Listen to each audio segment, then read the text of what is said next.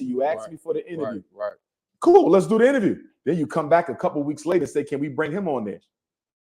I'm not feeling dude. Right. Not to mention, he's made several repeated disrespectful comments about me. He got into it with Dr. Umar Johnson. Yeah, he a fraud too. Dr. Umar Johnson? Yeah, man, y'all know he a fraud. Y'all kind of preach some of the same things, though. Well, I ain't begging for money. So what you think about Dr. Umar? I don't pay him no money. He's just talking. He's been talking for a long time. We ain't seen him do it. Dr. Umar Johnson just talking. He ain't even got a woman. And he broke. Begging mother. Fuck, I'm on debate and sitting up begging. He's a beggar. I ain't no mother beggar. Beggars can't be choosing. Okay. So you want me to sit down with somebody who don't know me and has disrespected me plenty of times? Who the you think I am? Now, when I was doing my little research, I came across a video that talked about it was a podcast that talked about how they invited you on to co-host with Charleston White or debate or something like that, and you respectively declined. I do want to highlight this one because it did bother me. I offered Dr. Umar a chance to sit down and have a conversation with you. I was excited about that too. That was gonna be cool. I was super excited. I was super excited about that. And real cool. Declined flat out, not interested in that conversation. Yeah. And I'm not bashing him. I don't understand. Yeah. Why do you feel like these people are afraid to have a conversation with you? Because they've heard me speak. And any intelligent person, if they hear me speak, they see the level of intelligence that I have. I'm playing a fool. So these are very intelligent people who you invited, and they are afraid that I wouldn't say they're afraid. It's something about two vipers. You hardly ever see two vipers get in the pit. These today men aren't vipers. And what do you mean by that, Charleston? That's why Muhammad Ali fought Frazier, two vipers. That's why Muhammad Ali fought Ken Norton. That's why Muhammad Ali fought George Foreman. Yeah. Because two vipers. But what ends up happening is when you put two vipers in a pit, somebody gotta. One of them gets dethroned. Yeah. And one of them have to leave the village or the wilderness or the jungle and walk away like the silverback gorilla and can't hang with the group no more. Yeah, that's true. And so they avoid that. Shy from that, yeah. I don't have an image. I don't have a degree to try to hold on to. I have real community actions and I have truth that I stand on. I don't have anything against the brother Charleston White. I don't believe I belong on a platform with him. Okay. As you can see, my message is very much about the best interests of the community. It's about saving our children, our men, our women. It's about building schools, which I'm actively doing. Okay. I don't believe I need to be on a podcast with someone who has disrespected our deceased, with someone who has said things that many people interpreted as being supportive of rape, as someone who has, done some things that many people would consider deplorable and unforgivable. The messages are not the same. The missions are not the same. The work is clearly not the same. Clearly not the same. Now, he says he's a community activist. I don't know what he's doing. I can't speak to that. But you're damn sure ain't done in these streets what I've done. You understand? I'm the most influential school psychologist in American history, hands down. I save more black kids from prison and special ed than any other psychologist, educator, or person you can name. Like I said, I'm not knocking it. But whatever you're doing, it don't compare to what I'm doing. And I just think in the podcast world, sometimes these guys go out of their way to reduce those who are credentialed and expert in their field and put us on the same level as someone from the community who simply has an opinion. And don't get me wrong, I'm humble. I'll bust it up with anybody. But with my 6 degrees, my credentials, my achievements and accomplishments in life, what I'm doing to serve our people, you're not just going to bring anybody in with me and say, y'all going to have a head-to-head. No, sir. We can't have a head-to-head because he's not on my level in that way. You feel me? And because of the shock value because he operates on shock value. I don't operate on shock value. You ask me questions, I give you my honest answer as a scholar, not a YouTuber. I'm not a YouTuber. I don't have a YouTube. You see what I'm saying? I might be the king of YouTube, but I don't have a YouTube.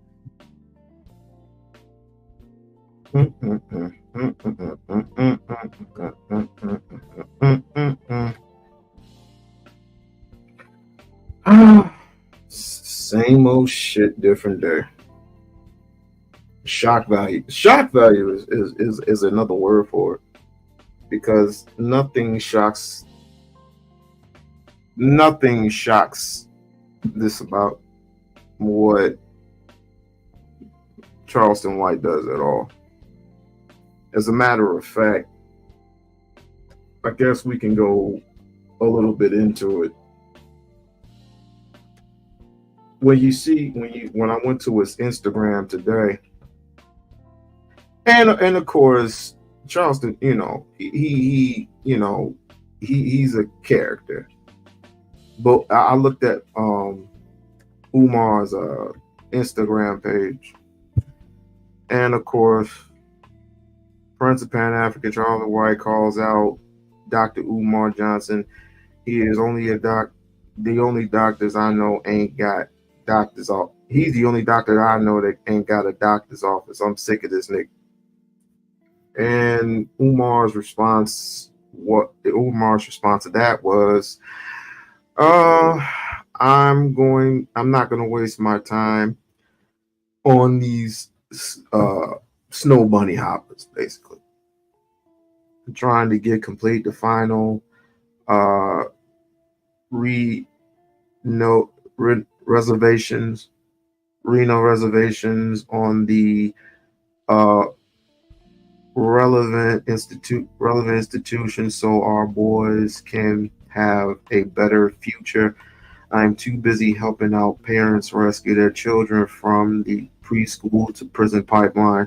I'm trying to get the FDMG community garden popping so we can have salad parties to encourage health eating. I'm too busy life coaching couples into fixing their relationships. I am too busy traveling around the world, motivating our people into waking up and organizing. I am too busy serving as life coach, big brother, or advisor to countless youth around the world. To hell with him. Woo. To hell with them and anybody who wants to entertain this nonsense. So, I definitely feel his sentiments. I definitely feel his sentiments on that, because this is all niggas is going to do, especially that eggplant head of a nigga who is live right now as we speak, Lemonhead Honor. And Lemonhead Honor can suck the meanest, fattest cock that there is, because that's all that nigga ever does when he comes online, is try to suck the fat off of Umar. But I'm trying to tell y'all stupid motherfuckers that Umar, even though not a vegetarian, he is a heterosexual. He is a heterosexual. Hotep. He is a heterosexual. You've been stalking Dr. Umar for 19 years. 19 freaking years. And yet don't even have a clue. I'm you know what I think? I obviously think that his paper is low, y'all. I'm thinking his paper is low. He has to be low. Look at this. Look at this. You still following fake Dr. Umar. And my response was, you still following begging ass Lennon Honor.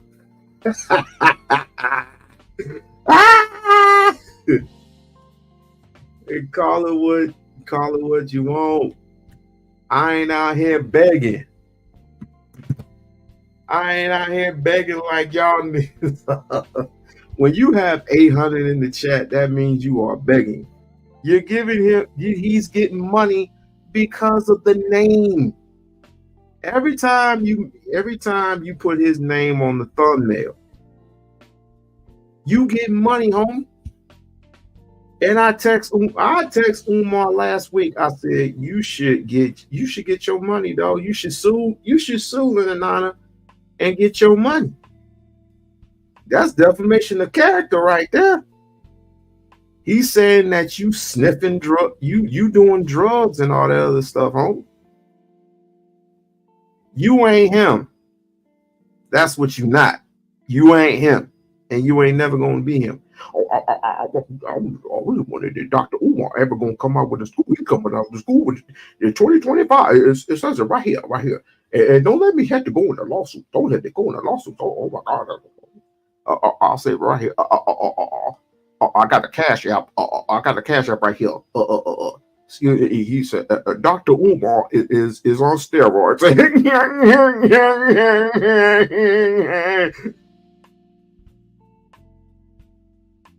And on top of that, it's July, it's hot. Ain't nobody want to hear that shit. You the only one that's making video. Why don't you make videos on yourself and tell the truth? If he made videos of himself, it would be so boring. It'll be so goddamn boring. And you know why? Because he has nothing. He has nothing to, no content. He has no content on anything. He'll talk shit about the community. I mean, he'll probably talk something about his family, talking about, well, I finally found a job or something like that. None of that shit's gonna get any views for him. And I'm so surprised that all these other Negroes follow this guy. I am so shocked. I am so shocked. But then again, I'm not shocked. That's his only content is Umar. That's his only content. So let's see what he's into right now. Other than the old well, let's get into this whole Charleston White thing. You're not going to take what I bring to the table and sensationalize it and trivialize it by bringing this person on set who's liable to say anything. You understand? I'm not going to sit there and you come crooked out your mouth, which he's known to do. That's just going to cause conflict. All for what? So you can get views and likes and clicks and snaps. I'm not into that shit. You see what I'm saying? And for me, it was disingenuous for the guy to say what he said, because that was a private conversation. You asked me for the interview. Right. Cool. Let's do the interview. Then you come back a couple weeks later and say, can we bring him on there? I would love to get Umar up here for a conversation, but I mean, we got to stop playing the game like I tried to disrespect you by putting you on a platform with Charleston. I see something differently. So, you know, when I reached out to him after that, I told him, I was like, you got the wrong impression about the shit that I'm trying to do on. I'm not feeling dude. Right. Not to mention, he's made several repeated disrespectful comments about me. Gotcha. What you think about Dr. Umar? I don't pay him no mind. He's just talking. He's been talking for a long time. We ain't seen him do. See, the reason why I can talk so loud and talk so boldly and insult the gangsters in the streets, because when from the other cities and the other states start calling them from the streets here, say, man, y'all gonna let talk. Now, homie, he really helped the kids. Gotcha. So that's been my protection. If I was a who didn't do none of the things that I do with kids, homie, I would have been dead. Go find your like the debate, like Hassan Campbell, Dr. Umar Johnson, Lil Bow Wow. Yeah, give one of them debates, but not me. I'm gonna be disrespectful during the debate. I'm gonna come in. I don't know what he's talking about. He got into it with Dr. Umar Johnson. Yeah, he a fraud too. Dr. Umar Johnson? Yeah, man, y'all know he a fraud. He a fraud. He a fraud. He a motherfucking fraud. 1 + 1 ain't 2. It's 3. 1 + 1 it ain't 2, homie. It's 3.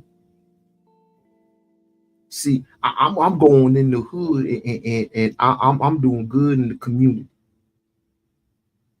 I ain't gonna sell my soul and I ain't gonna beg, but yet you had 2 bitches on the couch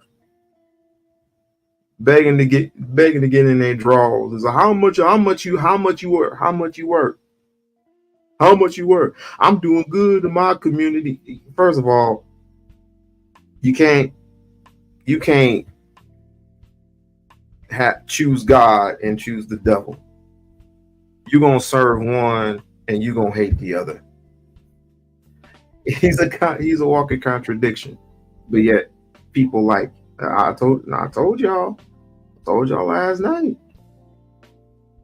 I told y'all last night, this is who you follow. This is shock value. This is what gets clicks and views. Nothing else. Nothing else. Nothing else. So if Charleston, if Umar is caught doing community work, if Umar is caught talking to 15, 16 children, kids, teenagers, that's not, respectfully, that's not community work. I'm not getting that.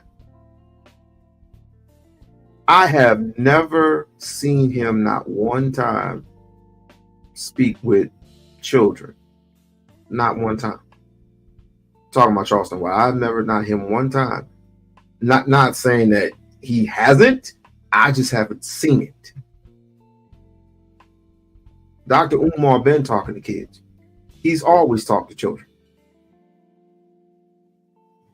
He from grade school to junior high to high school to college, he is always speaking to children, even the children overseas.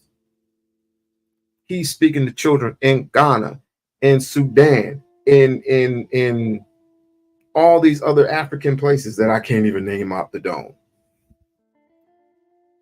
He's been to Africa several times, almost similar like my aunt. And he has spoken to not only the youth, but he has spoken to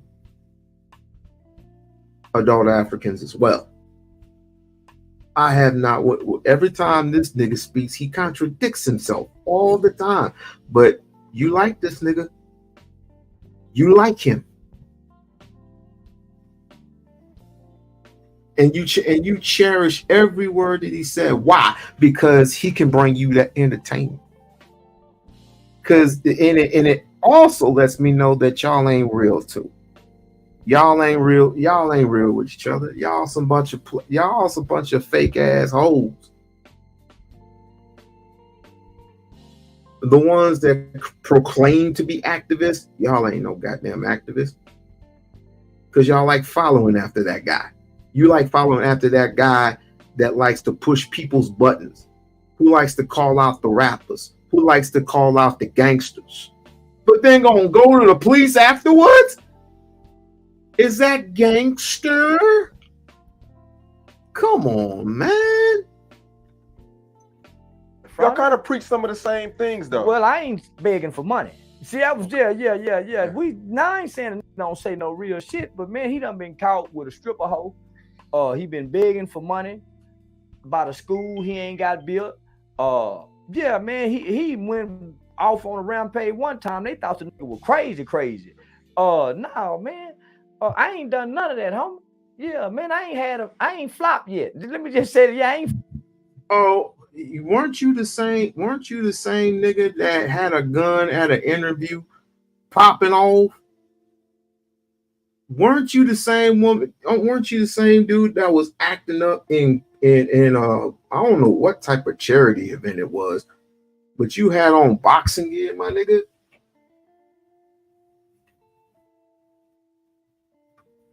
And telling every other lie in the book about your activism. You ain't no goddamn activist.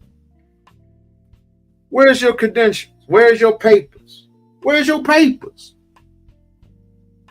Where the videos at, nigga? I'm getting tired of this fucking fraud, man. He's doing this for money, but y'all don't see that. Y'all like following this nigga. Black community, my ass. I ain't flopped yet, man. Yeah, they got at least let me flop before they bash me, but I ain't flopped yet. But and Dr. Umar Johnson, homie, man, they playing on us with that shit, man. Yeah. Debate Dr. Umar. Do Dr. Umar got a wife, baby?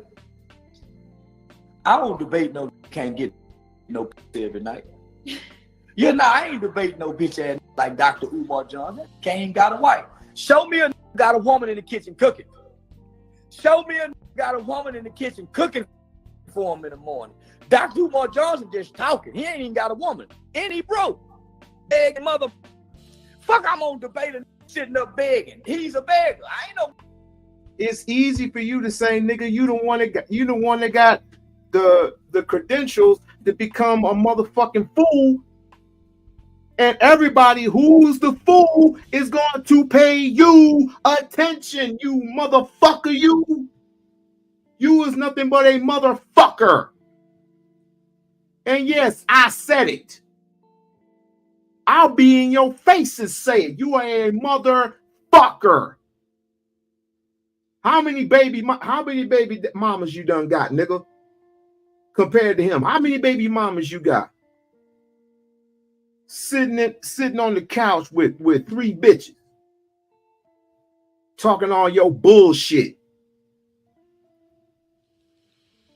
And your wife a motherfucking fool. She should divorce your ass, but she's just as much as a fool as you. Who on the money cooking in the kitchen, nigga? Got a lap dance from Brittany Renner. Got a fucking lap dance from an. Oh my God. If you was any type of a real man, you would have been like, no, I ain't with that.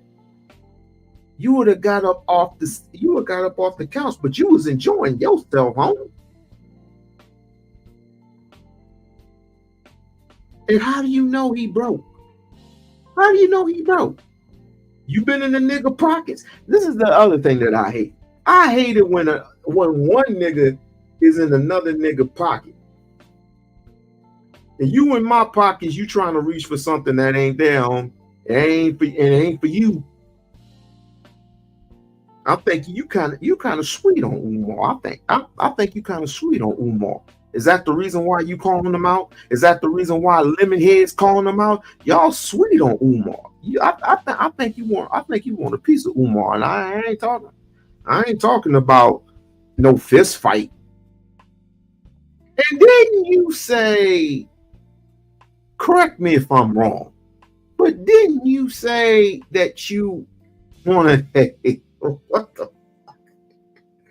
You said give him a gun, he get a gun, and they get back to back, right? I think it's called a standoff, where they go back to back, count 10 paces, turn around and shoot each other. Man, you a clown, man. Motherfucker, beggars can't be choosing. So Dr. Umar Johnson is a with no woman, no money. He ain't got a big old house like me, and he can't get nobody cooking breakfast in the morning. I don't debate them kind of people. Dr. Umar got multiple wives. Any with multiple wives got a bunch of dumb bitches. Because a smart bitch ain't finna let no real nigga have no multiple wives. She may let him have some holes on the side, but she ain't gonna let him have multiple wives. He got a bunch of dumb stupid motherfucker. It's called Eastern civilization. People in Africa done it. People in Switzerland or people in I think New Zealand had done it. There are places in Africa where they actually have done that. But wait a minute, that's a contradiction, what you just said, sir. How many of these women have you done gotten pregnant? We need to know. And don't say, oh, I only got one wife home. That's a lie. That's a fucking lie. How many of these other niggas out here done got one woman and got a woman on the side and gotten them pregnant? It's the same shit. The only difference is if you got a wife and y'all are discussing about having another wife, another wife, that's between the two people. That's between the two. And if it works for them, it works for them. But over here in America,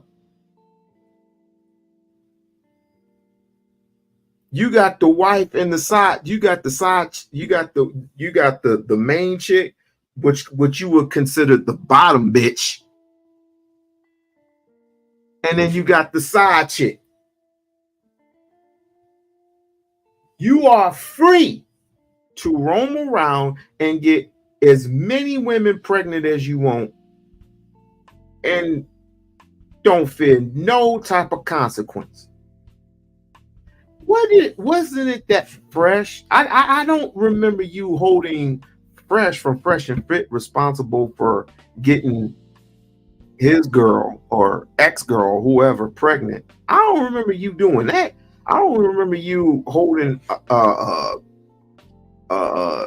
Raymond or whatever his name, Myron responsible for what his partner done. They hold a podcast together. Accountability, right? Fuck you talking about? There's only one wife. You don't let no bunch of bitches have a title. Why? That's some shit a sucker ass to do. I got my own money.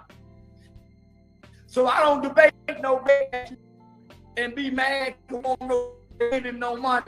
Finish the school. Where the school at, Dr. Umar?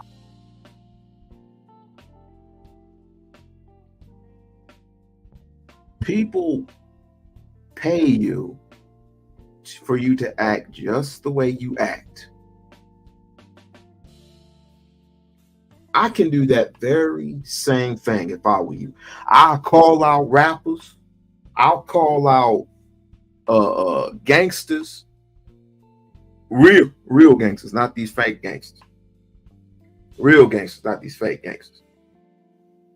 I'm talking about the ones that don't speak. Right? Go after them. Go after these gangsters who don't talk online. If you talk online, you talk too damn much, which means to me you just a person with a gun.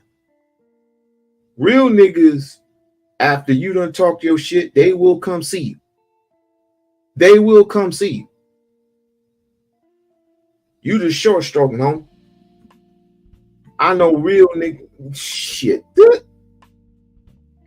Shit, I know now Nevada got a lot of gangsters over here. If you have a problem, they're gonna come talk to you.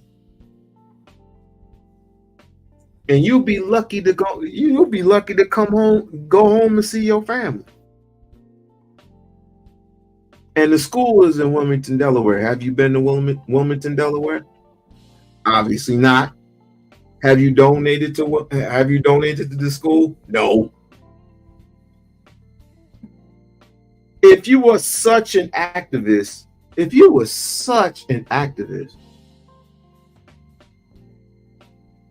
I don't remember an activist coming after another activist the way that you do. I don't see it. I just don't see it. Begging that. Didn't he get caught with them strippers and them strippers trying to shame him?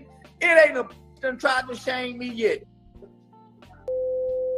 So you want me to sit down with somebody who don't know me and has disrespected me plenty of time? Who the fuck you think I am? You see what I'm saying? Now, if he never disrespected me, I still wouldn't have wanted to do it because he's a loose cannon and I don't really rock with his format. You see what I'm saying? I'm somewhere else with it. Don't get me wrong. I like to clown around and joke and all that too, but there's levels I'm lost. I don't think he has levels he don't cross. And because of that, I don't think we should be seated together. Now, if you're doing work in the community, I salute you, brother. Keep doing your work. If it's meant for our roads to cross on some activism type shit, we can do that. But debate, you can't debate me. I'll take a quote from John Henry Clark. He said, I only educate people. Excuse me. I only debate my equals. All others I educate. I could give you an education, bro.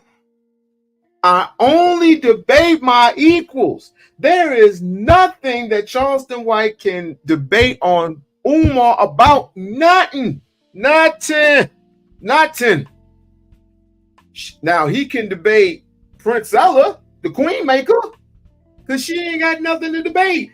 Her shit is, she gonna say the same shit over and over again. Men are capable of love. I got a book, bro. All you gotta do is go to the book, chapter, whoopty whoopty whoopty boo, and that's it. She ain't got nothing to debate on. She can't even debate Dr. Umar. The fuck? What is Charleston White? He can't. That crackhead can't even sit still one time to save his life. He can't even sit still long enough to debate Dr. Umar. He can't do it. He can't do it. I will bet you 10 grand. 10 grand. 10 grand on that, homie. Put 10 grand on it. It will never work. It'll never work. Umar has way too many followers. Some haters. But he has way too much of a following. Way too much. And he don't even have a YouTube channel. If I'm not mistaken, my brother, didn't you get kicked off of Facebook? Oops. Didn't you get kicked off of Twitter? Oops. Ain't gonna be no debate. We not on the same level. And the problem with the social media world is they like to put us all on the same level. So I be having to tell people, I'm not that guy. I'm not him. I'm not him. Look at my body of work. It's more than videos, bro. What do they do when they off YouTube? They don't do shit. So you're not gonna put me on a level with these guys. We are completely different. When I die, I'm going to be written into the history books for the things I've done. And I'm not even done yet. When I die, these other people are going to be written into the history books for shit because they ain't done nothing. I've been on the front page of the American Bar Association Journal. I've been on the front page of the ABA, the American Bar Association Journal. It's documented of the work that I've done. Homie, it's still questioning if he's a real doctor.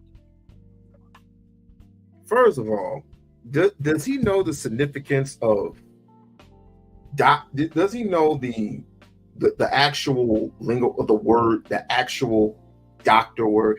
Anybody can become a doctor.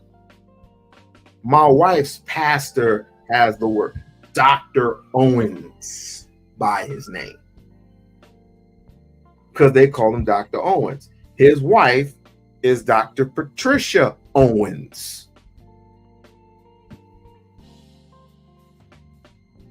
You can be a doctor of clinical or school psychology.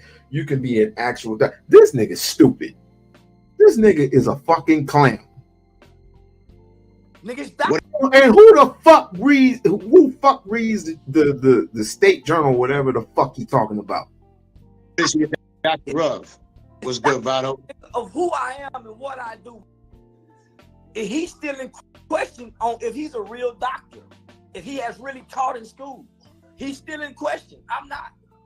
Between me and Dr. Umar, it's documented the work that I've done from legislation with the United States Supreme Court changing the juvenile laws without. The United States Supreme Court. The United States Supreme Court. An all-white juror! An all-white juror! Am I mistaken? Didn't Clarence Thomas retire? Didn't he retire? I believe he retired. So I think some Mexican woman took his place. Who the fuck cares about the Supreme Court? You ain't getting gone to no Supreme Court. Fuck up out of here. Man, I hope I never see you up in Las Vegas, on the strip, downtown, nowhere, homie. You crossing enemy lines, nigga. You crossing enemy lines, nigga. Nigga, fake ass fraud. I'm coming around just making money off of the strength of his neck. Ooh, oh my God. Has anybody touched this nigga yet? I am amazed. I am shocked. I am appalled that no one has touched this nigga yet.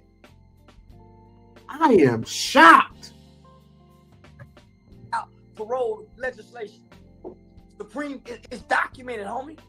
Working with congressional members, it's documented of me doing trainings with the United States Department of Homeland Security Human Trafficking Division, North Texas Crime Commission, at Eastfield Police Training Academy in Mesquite, 3 years consecutively.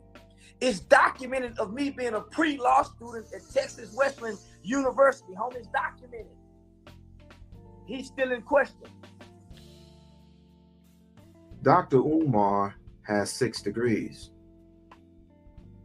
and a doctorate,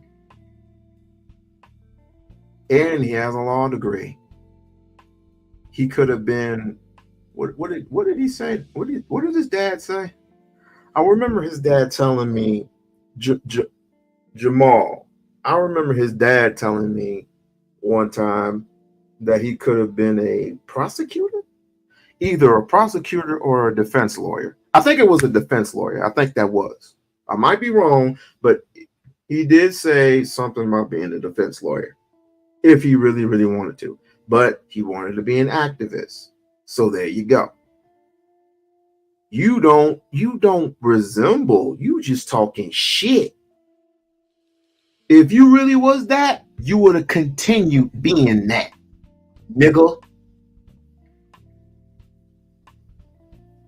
Fake ass activist. So you're not going to make us equal because we're not. No disrespect to him, but I'm not sharing. First of all, I don't even like to lecture with other people. You feel me? So just to show how it's not personal against dude, I don't even like to lecture with other people. If I'm well, let me say this about Umar. He has lectured people before. Some went well, some went left. He's actually lectured people before. People who think that, yeah, they got it good. They got it better. Well, and then there have been actual conversations that actually went well. You know what I'm saying? I mean, him and Dr. Claude Anderson would have been perfect for each other as far as debating is concerned.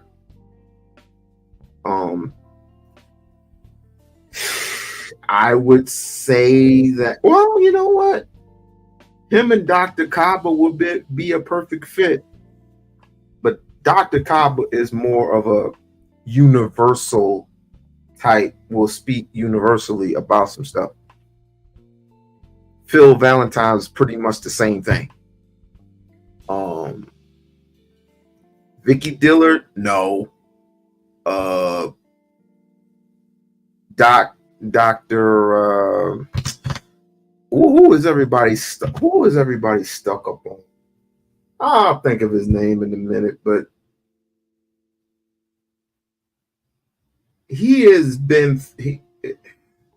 Dr. Umar has been through a lot these past 20 or damn near 20 years.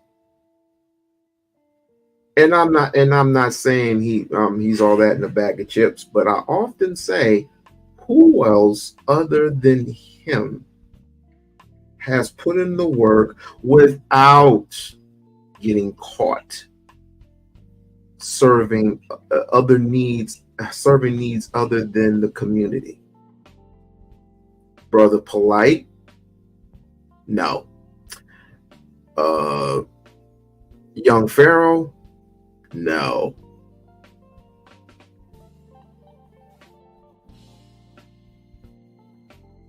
Sinetta, no.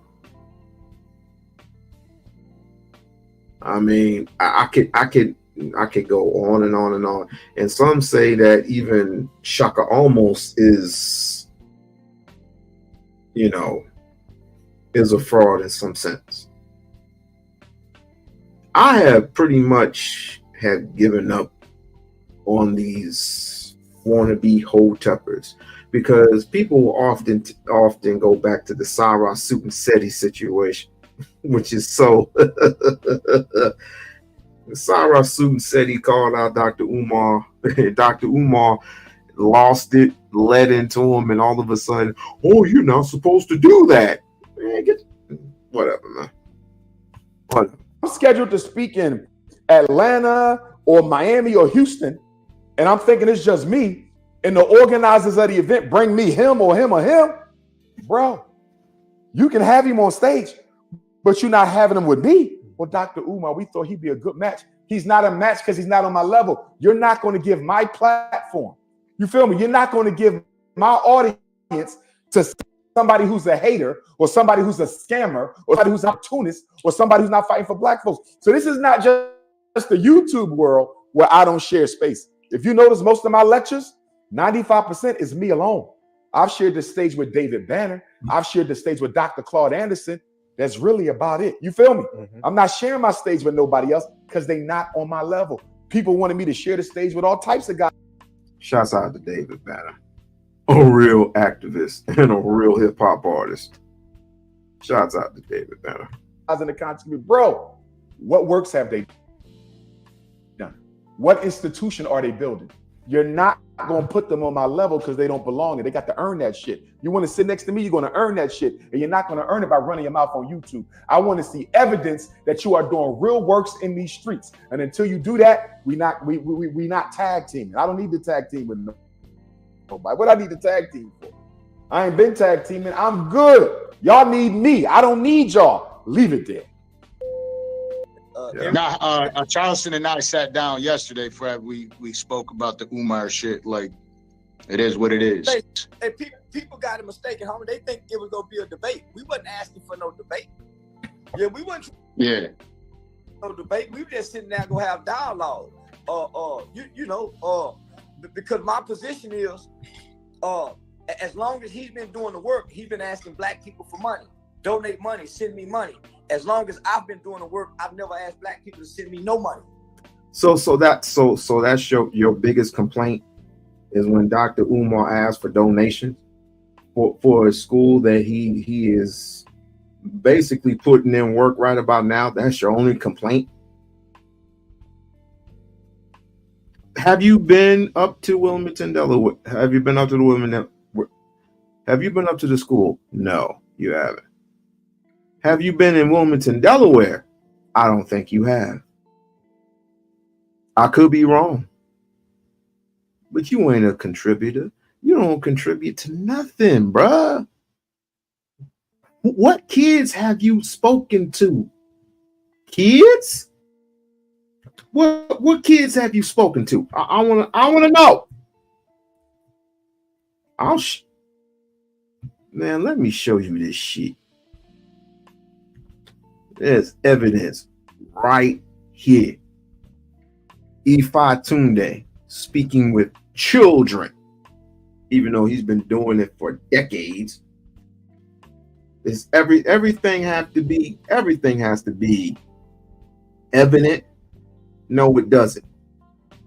Let me see. Speaking with children. Oops. Speaking with children. Oh my. Look what we found, ladies and gentlemen. It's Dr. Umar speaking with at-risk children. Read at least a book a week if you can. If you can only do a book every 2 weeks, I'll accept that. You only got about 8 weeks off, so at least get 4 books in. The reason why I want you to read is because as a certified school psychologist, my job is to evaluate children with special education. I'm the one who gives out the IQ test. I'm the one who decides if you're autistic or reading disabled or emotionally disturbed or intellectually disabled. That's my business. But guess what? A lot of you end up in special ed, not because you got a learning disability, but because you have a lazy disability. Most of you don't need no IEP, incarceration, education preparation. What you need is to work harder. Because if you cannot read on your grade level, and if you graduate from high school not reading on your grade level, there's a 75% chance you'll spend some of your time in prison if you are a young man.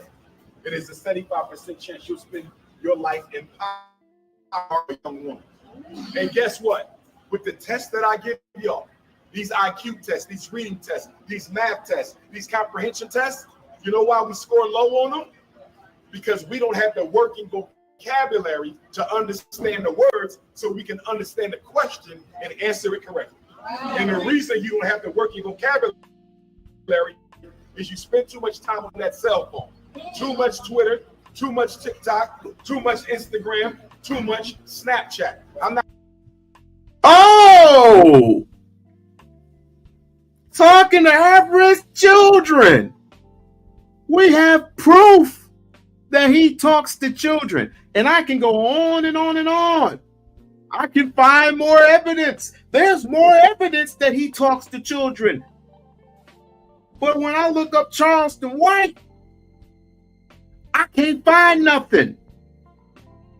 I can't. Where that? Where that, nigga? Where that? Where that? I can't find it nowhere. Has he turned in one video? Ask yourself, why you still listening to him? Has he turned in one video? Has he turned in one stream? Has he did one TikTok video? Has he done one Facebook? Has he done one fucking Instagram or whatever? Has he turned in not one damn thing about talking to at-risk children or children, period? No, this nigga always talking about single baby moms and gangsters and shit. That's what he get his bread off doing that. He get his bread off doing that. Dr. Umar set in stone. Again, everybody calls me a dick rider. But yet I don't see nobody else contributing to the work, putting in the work of being in institutions where kids are at risk. I don't see nobody else. I used to do that shit. I'm thinking about doing that shit again. Contributing your time and your efforts out of your busy day, out of your busy schedule, to being around at-risk children and contributing. I don't see none of you motherfuckers doing that.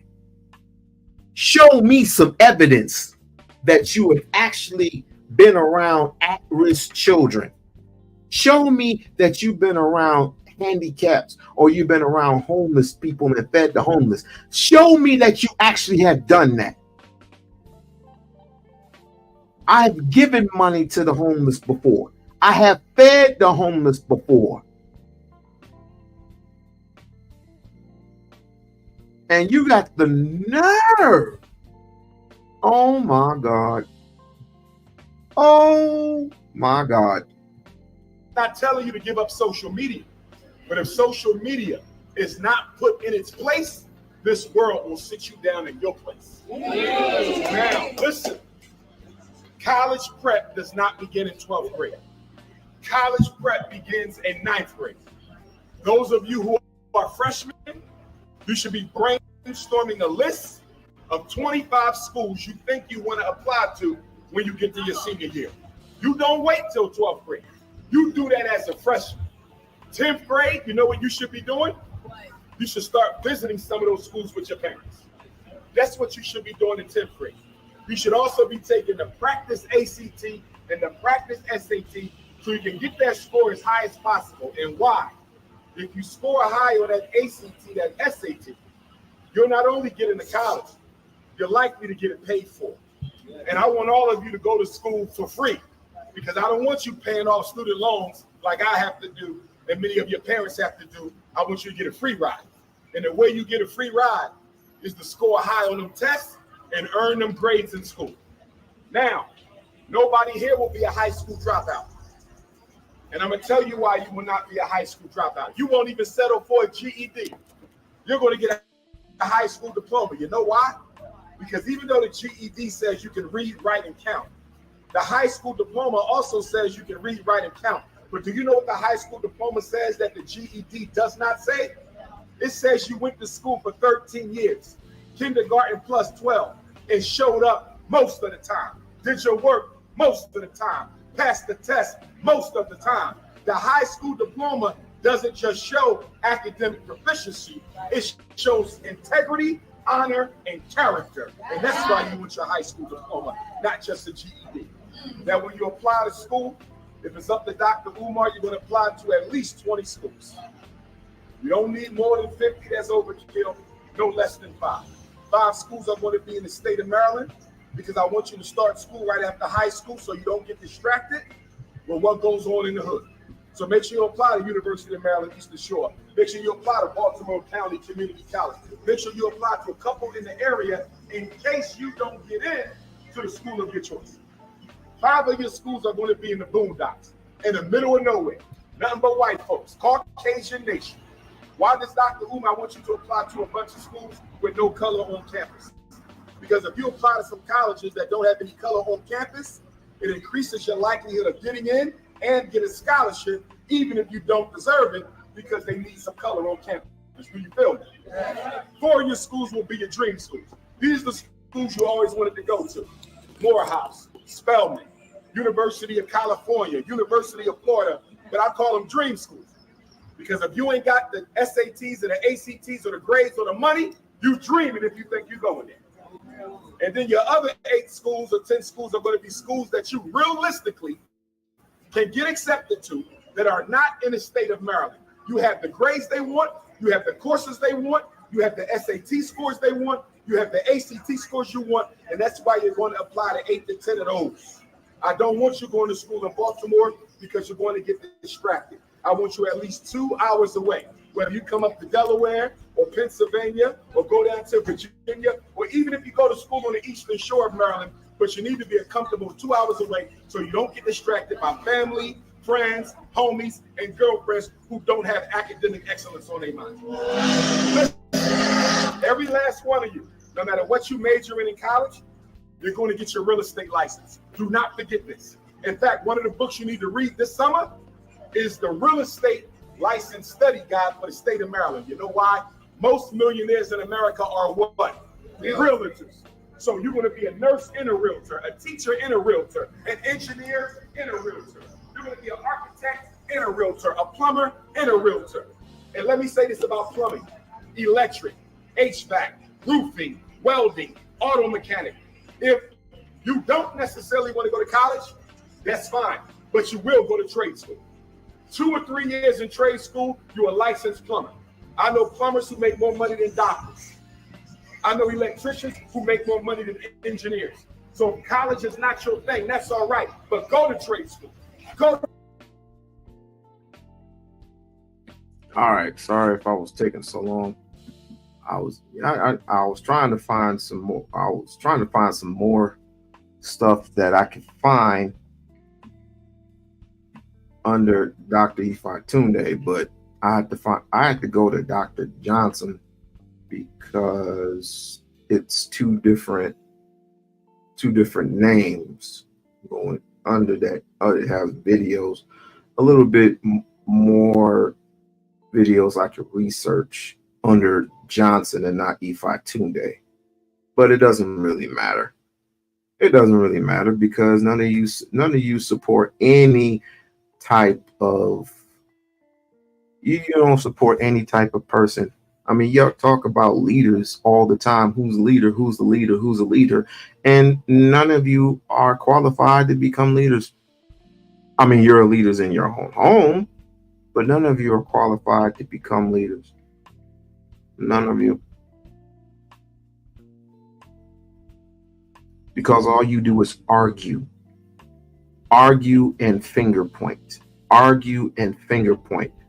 Put the blame on her. Put the blame on him. And you got the nerve, the alligator gall to come in. Ooh, that's funny.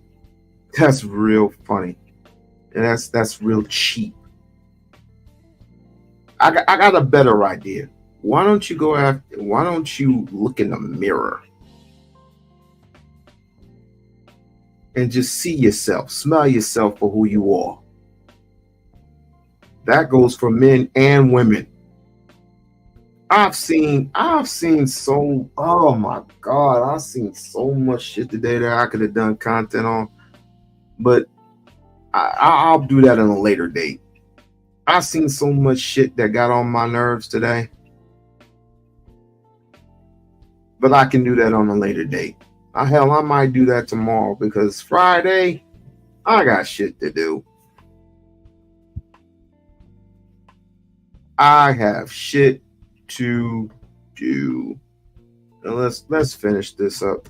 You can't find one video of me asking people, hey, send some to my Cash App. I don't solicit money. I don't solicit funds, my nigga. I figure out a way how to be self-sustainable where I don't have to ask my people to help me help y'all. Help me help y'all. And most of no, because you're complaining to a white boy that you had act a motherfucking fool. And that's how they give you money.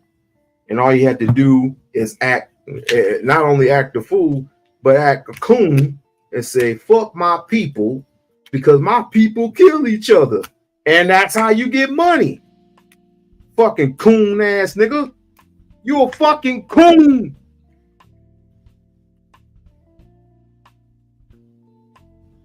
You are no different from Officer Tatum.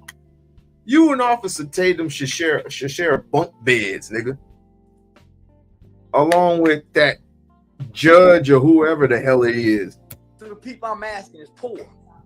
So if I had a church, I'm not going to ask my church members to give me money, and I know most of them will struggle. If I got a non-profit organization, I'm not coming to black people online and asking them to give me money, and we all struggling for money. So that's hold on. Don't say y'all. Don't say y'all. You get $10,000 a pop. You get $10,000 a pop just for speaking. Ain't that your engagement? You don't do nothing for free, right? You don't do nothing for free. So all you do, my nigga, is go around and they give you, no, that my speaking engagement, I get $10,000. That's what you was begging for. Dumbass. You actually get that's your speaking engagement. It's I don't speak to no, has there ever been a YouTuber that you have spoken to for free? Has there been any YouTuber you've spoken to for free? I would just like to know. That's the only thing I want to talk to them about, huh? What are you doing with the money that these people are giving to you? None of your motherfucking business, nigga. None of your motherfucking business. Why? Why are you so fucking interested? You gonna put in some money? You gonna put in work? Hell motherfucking no, you ain't gonna put in no motherfucking work, nigga. All you gonna do is clown. That's all niggas like this gets my blood boiling. It's like I got a fist flying with your name on it. This is the nigga that absolutely positively is no good for the youth, is no good for the black community. Why? Because all he does is the same exact thing that these other niggas do. Is kowtow and butt break to white folks. Now, homie, the money that I earn offline, the money that I earn off comedy shows, nigga, I go back to the community and give a third of that portion away of my back end money into the communities I perform in. And that's a lie. And I don't. You know what it is too, though? So that's a lie. That's a fucking lie. Where the receipt? Where the receipts at, nigga? Me and him. I ain't trying to play polygamy. I ain't sneaking and fucking with white hoes. And I ain't asking my people to get put a white hole on it. Where is it? Where is it? I want to see it. What white bitch has he messed with? Which one? I want to see it. I want to see it. I want to see it. Umar don't mess with no white. Umar don't mess with white folks like that. So what you talking about? I want to see it. Give me their money to take away from their household, their people mouths, their children, to help me build something that I know I may or may not can't build without them. Let me build it without y'all, and then y'all come join in. Yeah. Go find other ways to come build what God put in my heart for black people. But now I don't need y'all to stop feeding your family to give me $1, and I think that's what he do.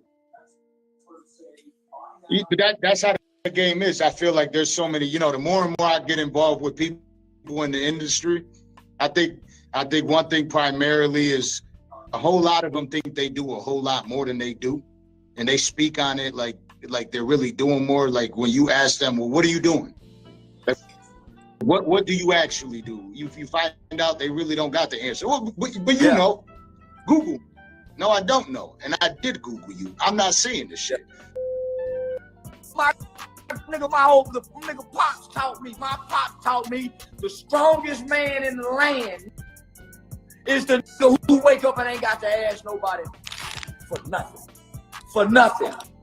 Dr. Umar Johnson been begging like a mother, trying to get him some goddamn money for a school.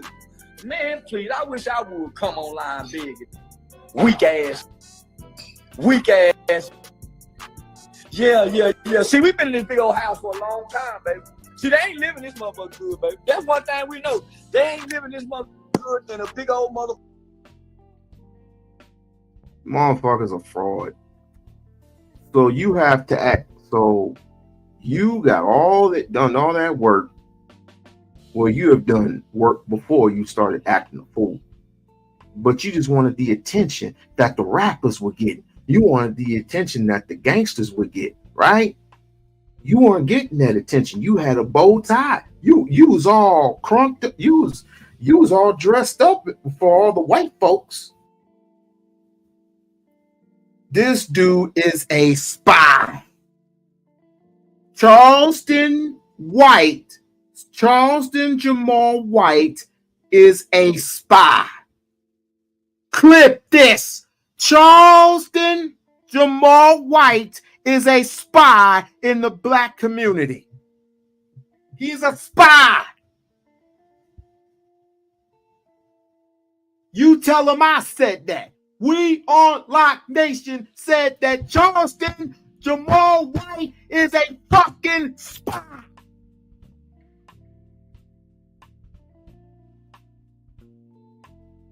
No more, no less.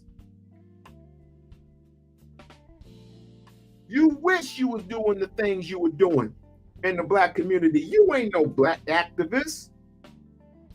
Because you don't believe in black people. You don't. How the fuck you gonna say you've done shit in the black community, but then again you don't believe in it? That's so fucking contradictory. I believe we the worst of our black people. How do we listen to all this, man? You always bring out the worst in us. There is nothing positive, nothing constructive, nothing. But yet we want to criticize a man who is actually doing something. Riddle me that, Batman. Speaking of which, is he done yet? I don't want to. Well, let me see. I wonder, is he done yet? Let me see if this stupid ass. Let me see if this Waterhead. Let me see if Waterhead is done.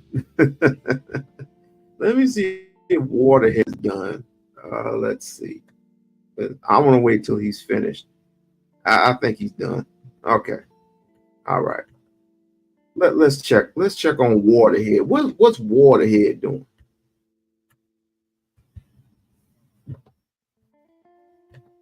What is Waterhead up to? Let me see. He ain't Charleston White is nothing but a damn spy.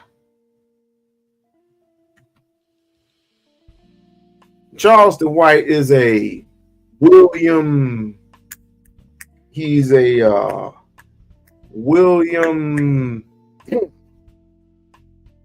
Wait. Let me Google this real quick.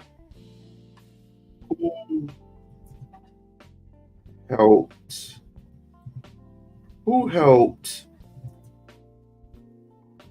kill Fred Hampton? Who helped kill Fred Hampton? No.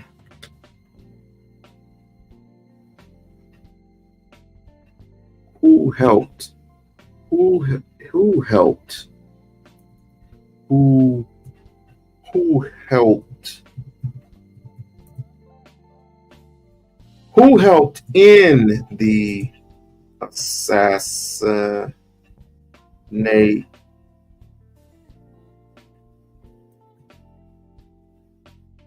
Wait, who helped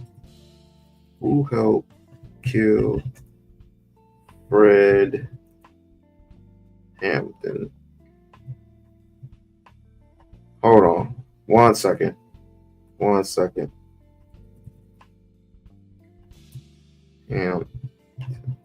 I keep spelling his name wrong. Who helped kill Fred Hampton? Wait, let me see if I can find this one. It's probably in here. No, I don't want to hear about George Washington. Chicago. I know it was J. Edgar Hoover. Duh. Who was he working with? Who was he working with? William. Let me see.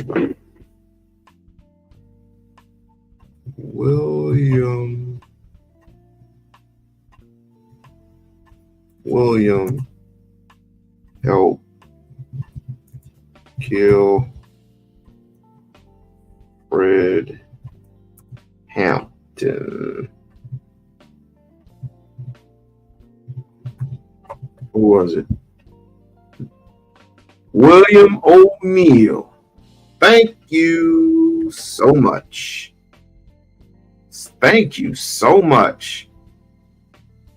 Charleston White is a spy, aka William O'Neill. They cracking fireworks already. Now, let's get off William O'Neill and let's see what old Waterhead's been up to.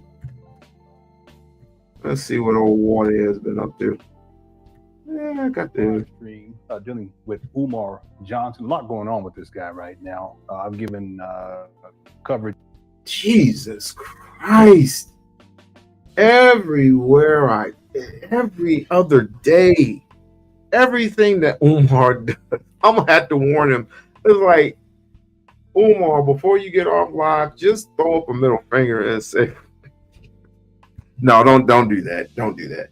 Let me do that. That be my job. Don't do that.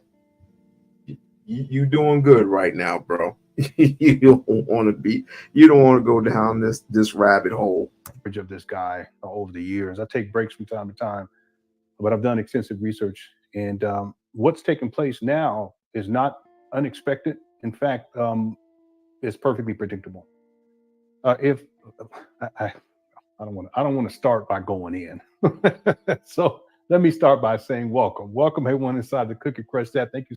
17, 18, 19 people. I was thinking about this today. Look up above. Umar claims to have saved all these black boys, and he can't. I've saved millions of them. He's giving out crazy numbers. Yet I have yet to hear one black boy who would be an adult by now, because Umar said he's been doing this for like 20 years. Come out and say, hey, listen, yeah, he did. He saved my life. Because he talks like that. Yet Umar's called for the murder of black boys too. Did you guys know that hit the one? If you didn't know that, hit the two. He won't let it go, will he? He's gotten embarrassed so much that he will just not let it go.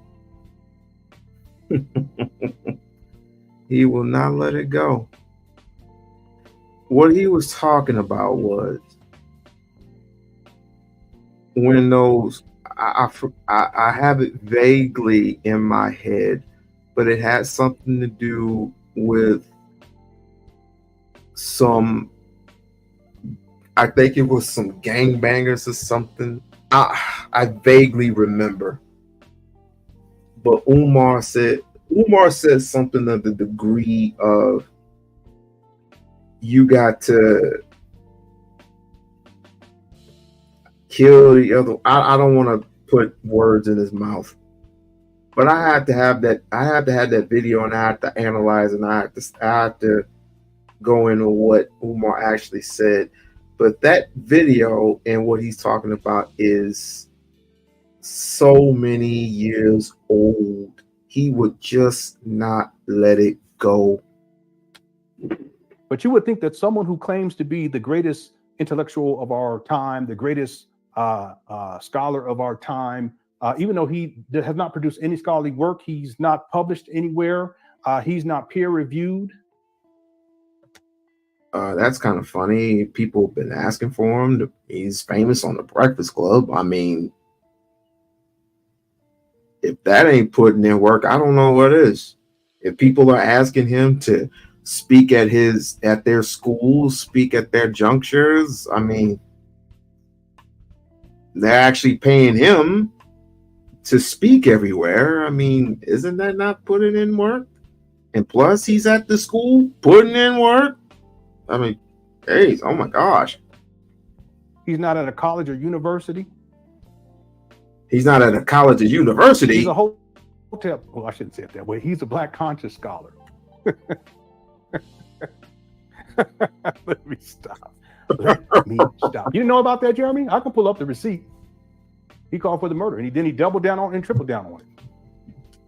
And he said, "Full cut." That's what he says. He says some of them going to sleep. Full cut. He said, "I know some of us may love our children." Who talks like that? You may love your children. He is an absentee father too, by the way. If y'all didn't know that. But wow, this bald-headed motherfucker. Don't talk about don't talk about the children now. Don't talk about his children now. They'll get you. Remember, he was gonna put out a hit on you for talking about his children. You remember? You remember not Dr. Umar. You remember when Dr. Umar was gonna put a hit on you for talking shit about his children? I'll be careful with that. Lemon, I'll be careful. But see, he's talking about the thugs on the corner, 10%. He said some of them going to sleep. We can't save everybody. Some of them going to sleep. That's what he said. Well, that they're gangster, then why the fuck not? Yeah, he a hotel freak, a freak off. Let me stop. God's little princess, you ain't gonna get me going this early. No HVAC is. I'm sure it gets hot in there during the summer, and it's just sitting. And what does Umar do? He doesn't go and get red, black, and green paint.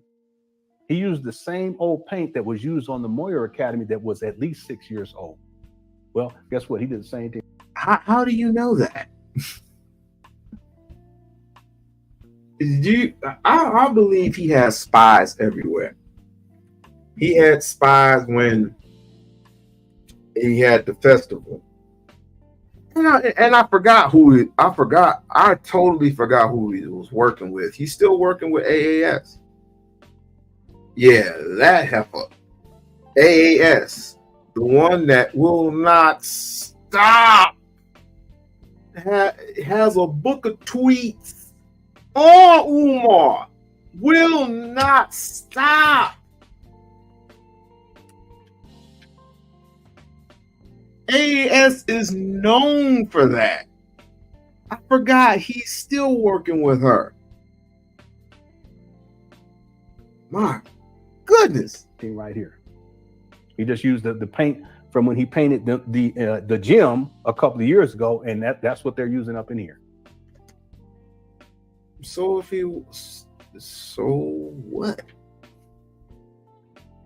I still use the paint. I used to use the old paint in my garage to paint the downstairs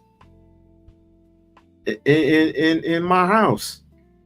So what? I'm sure you could buy it. Whoa, wait a minute.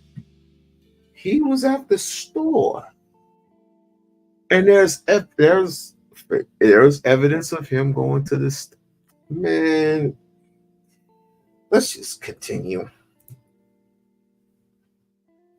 Umar is a trip. So people can't say he spent $25,000 on paint. Y'all remember that though? Yeah, y'all remember? Yeah, I know. We're gonna watch the video now, Snowbird. Thank you so much, everyone, again, for tuning on in. This scamming, guys, because it's a sabotage. It's that is a liar. Tell them that it's what's that number? Umar, he's really slick. All you doing is talking. All you doing is talking. He'll go after. All you doing is talking. See, there it is. Look, you see that? So what? So what if you use the same? Well, is this your argument? Is this your argument? Him using the same damn paint. Is this your argument? Is this your MO?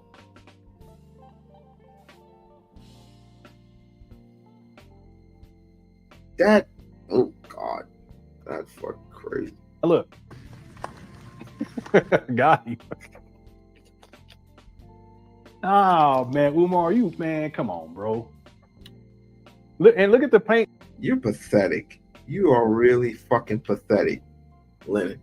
It is surprising. It's amazing, but I'm if I have the time, man, I'm not going to have the time to do it. But if I do have the time, I'm going to expose you for the man that you are. If I have the time, if I have the patience, I'm going to expose you for the man that you are, the fraud that you are, slowly. You're not even on the list. You're on the bottom of my list. Because it's been over 19 years and you have not one time taken him down. 19 years? Don't you think it's time to just move on to bigger and better things in life? Don't you think it's time that you would, may get a more worthier job? Hell, I got one. Hell, I got two. Don't you still work at Walmart? Hey, look at the paint can, if you will, the gallon. That's not brand new. Look at it. Who cares? It always, and again, the scam is the money. 40, 50 chairs. We doing what we got to do. FD. And there's always upside down desk. They got insulation falling out the back above that window over there. You see that? That's a hazard in and of itself. You're not supposed to inhale that stuff, you guys. You guys are going to look at if you go buy that stuff at Home Depot and go look at what it says. It's the type of contaminants. It says it's a carcinogen and shit. I'm sorry, I cursed too much in this episode already. But the fact that all that's exposed and he's walking in. I'm sure they have air ducts in the building that he has opened up. He's opened up the ceiling fans. I'm sure especially with the vents and everything. And I'm sure that the doors are open. So what are we nitpicking at? What are we nitpicking at? He does this on purpose. He does this on purpose and people don't see it. And I don't know why these little these are some little lemon head begging ass niggas. Don't come on my chat. No, you gonna get laid out, dog. Man, you just gonna get cussed. No, I ain't gonna cuss you out. I'm just gonna start talking.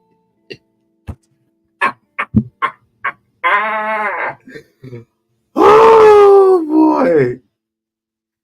So this is what we're doing on paint day when Umar is he's putting in work on his own time and actually doing the work himself. To be perfectly honest with you, this is what we're nitpicking at. Really? There, no ventilation. HVAC don't work. He said it worked in the other video from 10 months ago.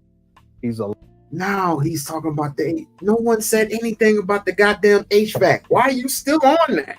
Liar. Okay, he lies all the time. MG. Y'all, but speaking of you guys remember that video where Umar said that someone donated like 25 desks and chairs or something like that? I can't remember what video it was or how many. I thought he said 25 or 50. I haven't seen it. I haven't seen it. He said he has. I've seen it. I've seen the video. I've seen it. I've seen the video. You guys remember they hit the one? I know. I'm trying. I've been trying to abstain for the last year and a half or something. But this today, because the thing would have been done 5 years ago, bro. Cut it out. To FDMG, and I'm exactly. I just came from Atlanta. I just came from New Orleans. And I'm right to the school. Day 20 of the Pan-African fast. Day 20 of the Pan-African fast. Who worked harder than me in Black consciousness? Yeah, I was crazy back then. Who worked harder than me? Straight off the plane to FDMG. Stay straight off the plane to FDMG. And I'm fasting. Day 20. Spending my last 2 days painting your school, my school, our school, Leo's school, no school. Family, I said your school, my school, our school, no school. Family, I said season next month. You know how we do. You know how we do. Oslo, Norway, I'm pulling up. Stockholm, Sweden, I'm pulling up. London, England, I'm pulling up. Costa Rica, I'm pulling up. Volta Region, Ghana, I'm pulling up. Columbia, South Carolina, I'm pulling up. Newark, New Jersey, I'm pulling up. Las Vegas, Nevada, I'm pulling. Las Vegas, Nevada. If he does pull up in Las Vegas, Nevada, I will be there. I will be there, family. I will be there. I don't know why he would come back. Well, I would want him to come back, but I wouldn't know why.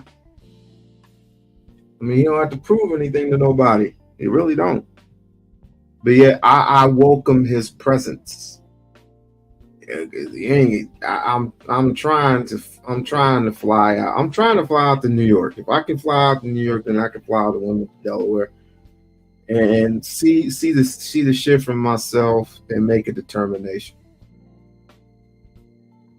Because when it comes to something like this, I ain't got no skin in the game. I just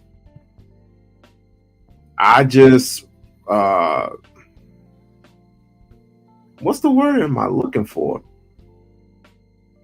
Whatever he shows, whatever work that he puts in, whatever work that he shows, I show it, and that's that.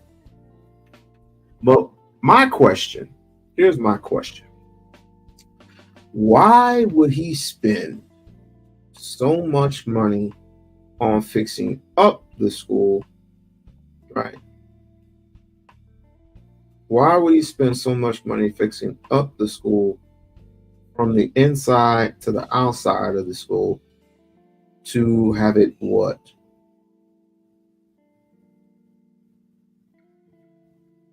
Why would I waste money on it? Fix it up and then what? Sell it?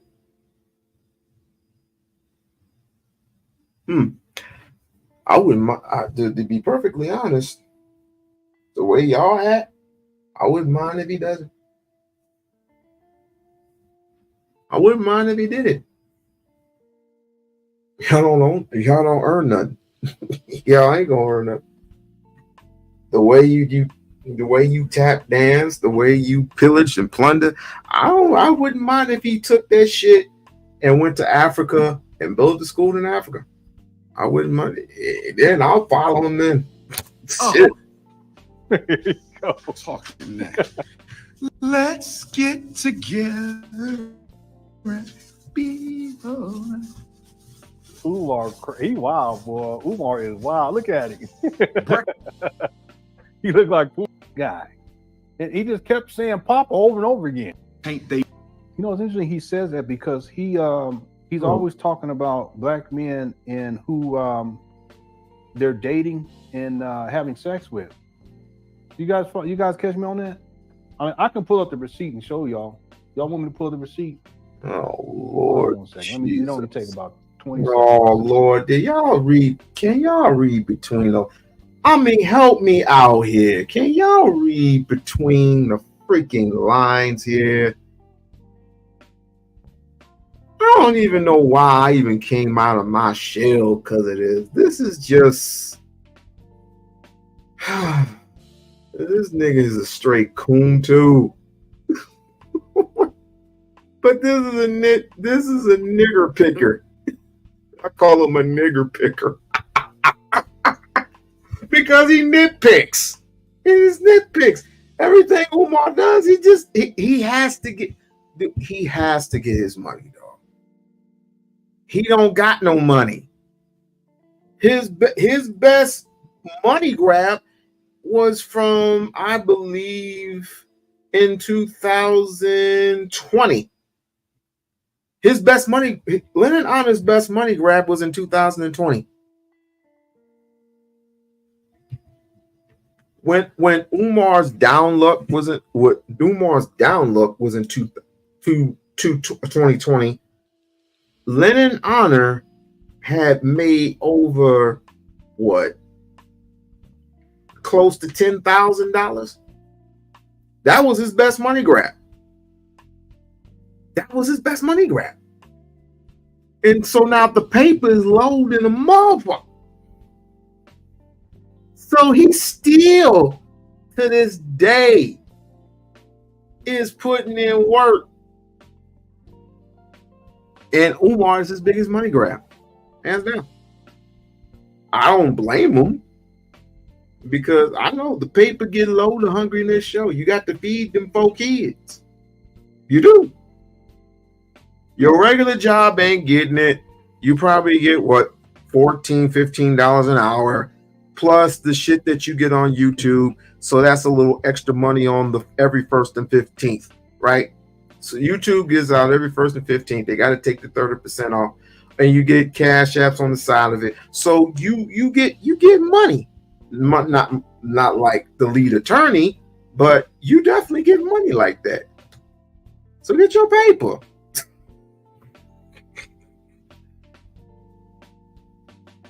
Here it go right here. Yo, LeBron, I thought you were an activist. Yeah, you put the little bunny rabbit right there. Flagrant foul number 2 on LeBron James. You're out of here for letting Bronny take a snow bunny to the prom. Did Savannah sign off on this mess too? Dr. Umar will be in LA this weekend. Y'all need a sit down. You believe this guy? Janet Jackson told Bobby Brown that he was too dark for her. So she went and found her a snow puppy. Yo, Devin, this is Devin Booker. He plays for the Phoenix Suns. How are you gonna lose to Luka and then pull this ish? Umar going in. Reggie, don't do it, bro. Bro. That's Reggie Miller. Talking about Shaq. He's gone after Shaq too and Charles Barkley. You know what I mean? I'm not a fan of Reggie Miller, so he can do whatever he wants. Here's one more. Jamie Foxx has been snow bunny. Yeah, he's been snow bunny for a long time, sir. He's been snow bunny for a very long time, sir. It's not a surprise to me. There's plenty more of these too. I got all the receipts. I can pull up. See, this is the thing. When he's looking and he's looking and he's looking and he's searching and he's searching. Think about it. 19 years, the same information that comes out about Dr. Umar, the same information that and any time that it's new, he'll sit on it. He would definitely sit on it but it's the same information. The same shit. It's the same thing. Why do people not pick up on that? When you do that, when you are so tired that you have to look on his Instagram page and just nitpick on his Instagram page, nitpick on the old videos on Dr. Umar, the so-called receipts that he got sued or he got or even his taxes, even his taxes. He'll bitch and moan about the taxes. He'll bitch and moan about the cease and desist letters. But that's all he does. That's all he does. You can't stop him. You wait, but Mom's playing. That's a sorry for the Terminator reference. Oops.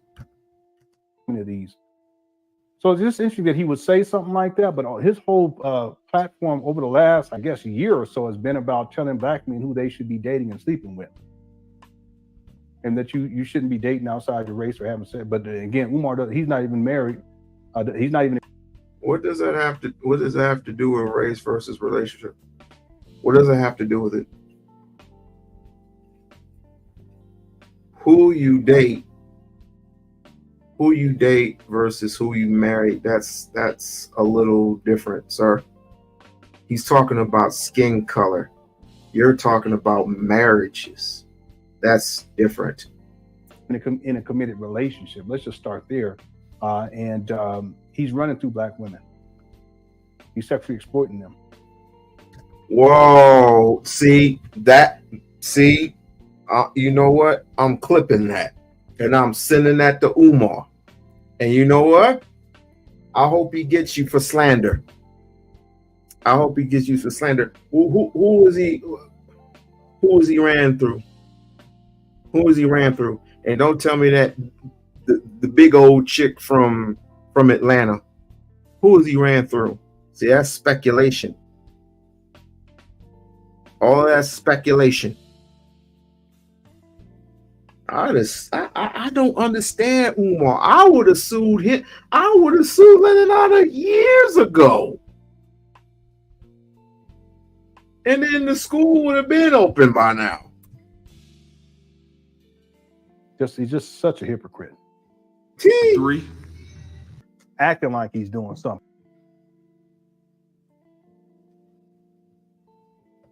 And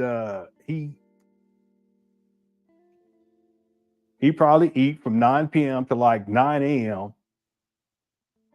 And then he starts his day. He go to sleep. Then he wake up. I'm fasting until 9, but by that time it's 4. Jesus. And then you in the dude, that sounds so gay to me. Yo, if anybody comes up to me and tells me about this nigga Lennon Otters, look, don't talk to me about Lennon Otter no more. None of yous.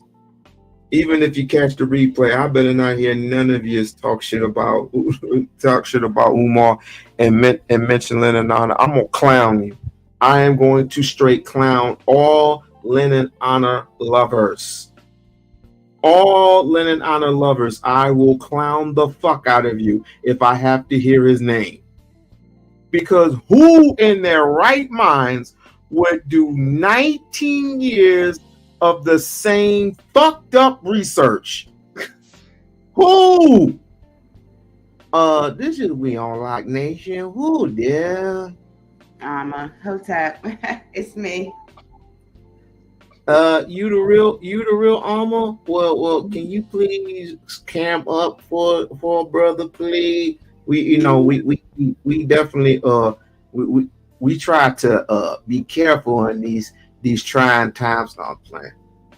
You know my What's voice. up, sis? Nothing much. Just sitting here listening. He does the exact same. He's been showing the exact same stuff for 19 years.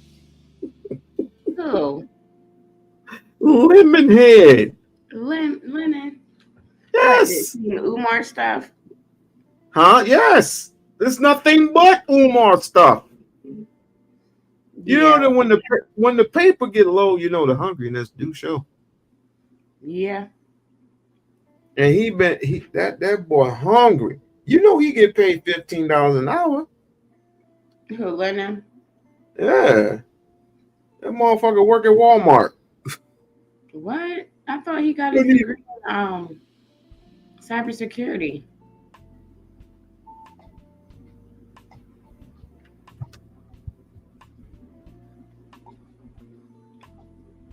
Cybersecurity. Yeah.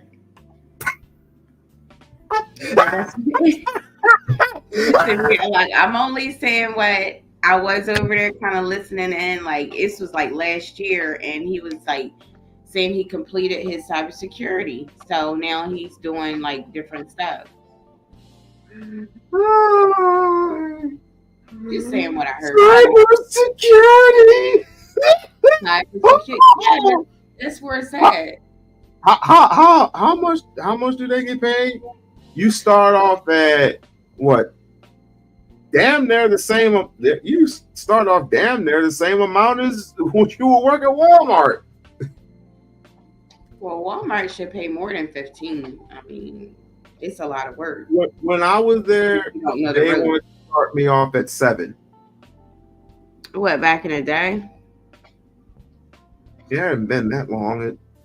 When I applied for it, the lady said you was gonna get paid $7.50 an hour. I said, who? If you work in a graveyard shift, that's $10.30 an hour. I said goodbye. Talking about she got 4 kids and she can live off $7.50. I said the hell. But enough about me. Hours. Okay, $7.50 an hour. Well, my only question about that is minimum wage is $15 per hour. In what state? It's supposed to be everybody by 2025, I think. Not because not exactly. Well, I was watching something. They were saying Las Vegas is like one of the most expensive cities. So I don't know if they mean like, is that true or? It's getting there because all the old casinos are closing down and they're building either over them.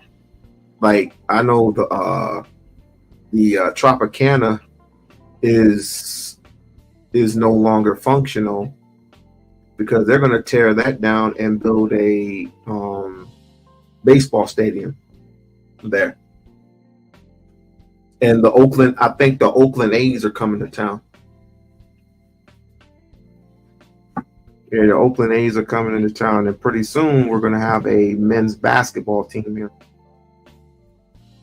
So yeah, it started off with the Knights, the Las Vegas Knights hockey. Then it went to the Las Vegas Aces, the women's basketball team, and of course they're going to have a baseball team, and pretty soon we're going to have an NBA team. We're going to be paying a lot of tax. That's nice. It's nice. It's nice, but it's just too much. It's bad enough that we have a football team. The LA Raiders are here. It's bad enough. I almost forgot about them. The LA Raiders. Who do you think started off? Who do you think they started? Where they started off? They started off in LA. Then they ended up in Oakland. Then back to LA, and then they ended up here. in Las Vegas. Now they're the Las Vegas Raiders. Like, oh, Wow. and it's getting crowded. It's getting crowded. I did not even know that there was Las Vegas Raiders. Yeah. They've been here for damn near 2 years. Okay. They've been here for over 2 years. I help build that stadium, by the way. But that's here nor there.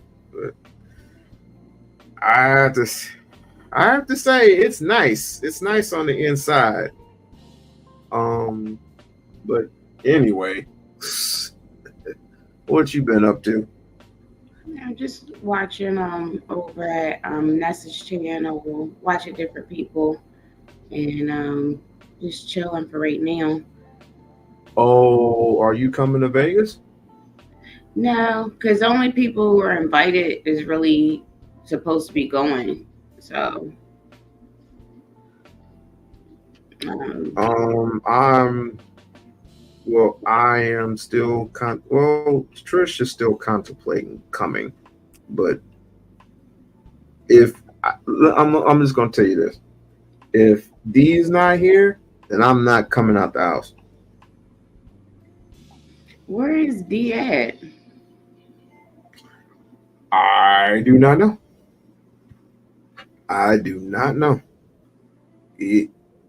Last time I checked, he did a live last week, I think, saying that he was free or something. I don't know. Or he might be deleting. I think he deleted his one of his channels. Jesus. Well, it's always good to hear from him, so I guess we just have to catch him when he gets back. He's doing quite well. Have you texted him? No. Have you talked? No. No. I mean, I'm sure. He's gonna be okay. I mean, he's going through a lot of shit. I mean, his son's graduation and everything. That he wants to concentrate on that. And I didn't want to bug him. I didn't want to bug him for anything, so I just let him be. But I don't even know why I came out of my shell for this, because it's this exact same garbage nonsense of this little Negro just pouring out the same shit. But listen, would you use old paint? I've used old paint before. Mm-hmm. I've used old paint in my house before. It's the same old paint. So what? Nitpick. He's talking about Bronny went to the prom with a snow bunny. Nitpick. Well, it's a lot of people. I noticed a few people using that picture on the internet. I guess they feel like it proves some type of point, or they need to use it to prove a point. But it's a little ridiculous, you know. It's very ridiculous, but you see who these people follow. Yeah, like somebody put, because they wanted to prove a point, they posted that the prom picture, which is a little bit old by now. I mean, it's been some time. And so they posted the picture and was like, oh, this is such a beautiful couple. I mean, they're only in high school. You know what I mean? Give people a chance to breathe. Mm. But you know how people do. They take stuff and they try to like run away with their imagination, you know? Mm-hmm. Speaking of which, I caught up with Jay Prince's live today, and him him and Flora are really hitting it off quite well. That boy, that boy's terrible. He on the couch talking about, let me eat your booty. He just needed, needed someone to give him a chance, and she gave him a chance. So I'm glad they're doing good. I'm glad they're getting along. That, I believe that will be the only person that will tolerate him. But then again, I could be wrong. I don't see anybody else in this space that will actually give Jay Prince the chance that Flora is giving him. But I would say, yeah, go for what you know. I mean, congratulations to them both. Congratulations. And I hope this is long lasting. I want this relationship to be long term for him. I do. I honestly do. And with, and if she can tolerate the 3 children that he has already, then that would be great. That would be awesome. Somebody's cooking something. But yo, that I'm thinking about giving up Lemonhead. I'm thinking about giving up Lemonhead content. What do you think? What? Lennon? I mean, a lot of people like it. So, but these are the same people who are so-called followers of AAS, right? Not sure if he's a follower, but he is one. I would say the main detractors were probably him, AAS, and then he came along with his stuff. I guess they maybe did branch from AAS. Those are the people, in my opinion, are for AAS. In my humble opinion. Well, I guess he was just one who his channel ended up doing, because he stayed like really consistent with it. Mm-hmm. And same with her channel, when she would do her stuff, people would watch, and Mm-hmm. Is she still alive? Who? AAS. Mm-hmm. She be over there in the sector. Still making videos on Umar, huh? I bet. No, actually, she doesn't. I don't think she makes any more videos on him. No. No. What? She knows a lot of other people, I guess, around the YouTube streets anyway. So, but now, just to answer that question, I haven't seen any Umar stuff from her, not unless I missed it. My heart says, my mind says sure, but my heart says nah. You need more people. Because if I go on X and if I find out that she's still making a book of tweets, Dr. Umar. Oh, she was tweeting on him too. This is one tweeting woman. Okay, so now that part I didn't see the tweets. Oh, you should have looked at her old tweets.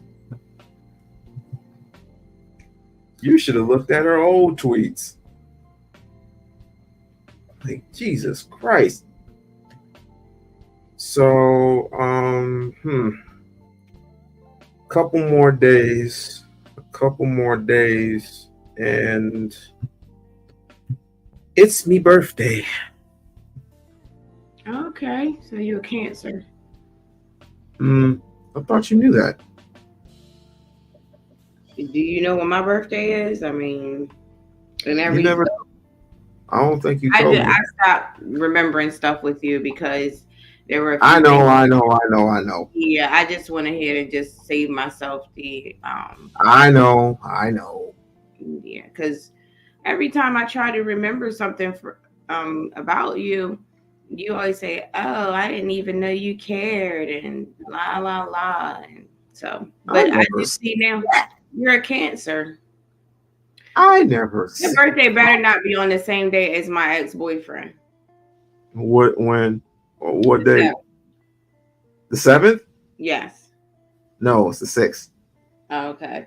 Well, that's the day after my brother's birthday. So, and then my uncle's birthday is tomorrow. So, yeah. Cancers. What do you have against Cancers? Yeah. So, I didn't make it with the Cancer. Is my boyfriend, but that's fine because I know God's plan is perfect, Sure is. But so what you gonna do for your birthday?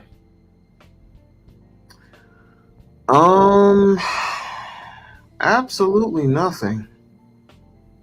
I gotta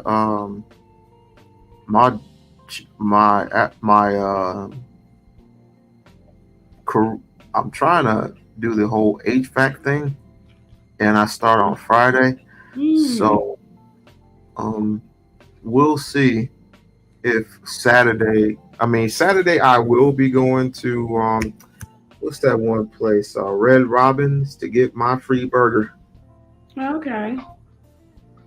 I'm gonna get my free burger and French fries.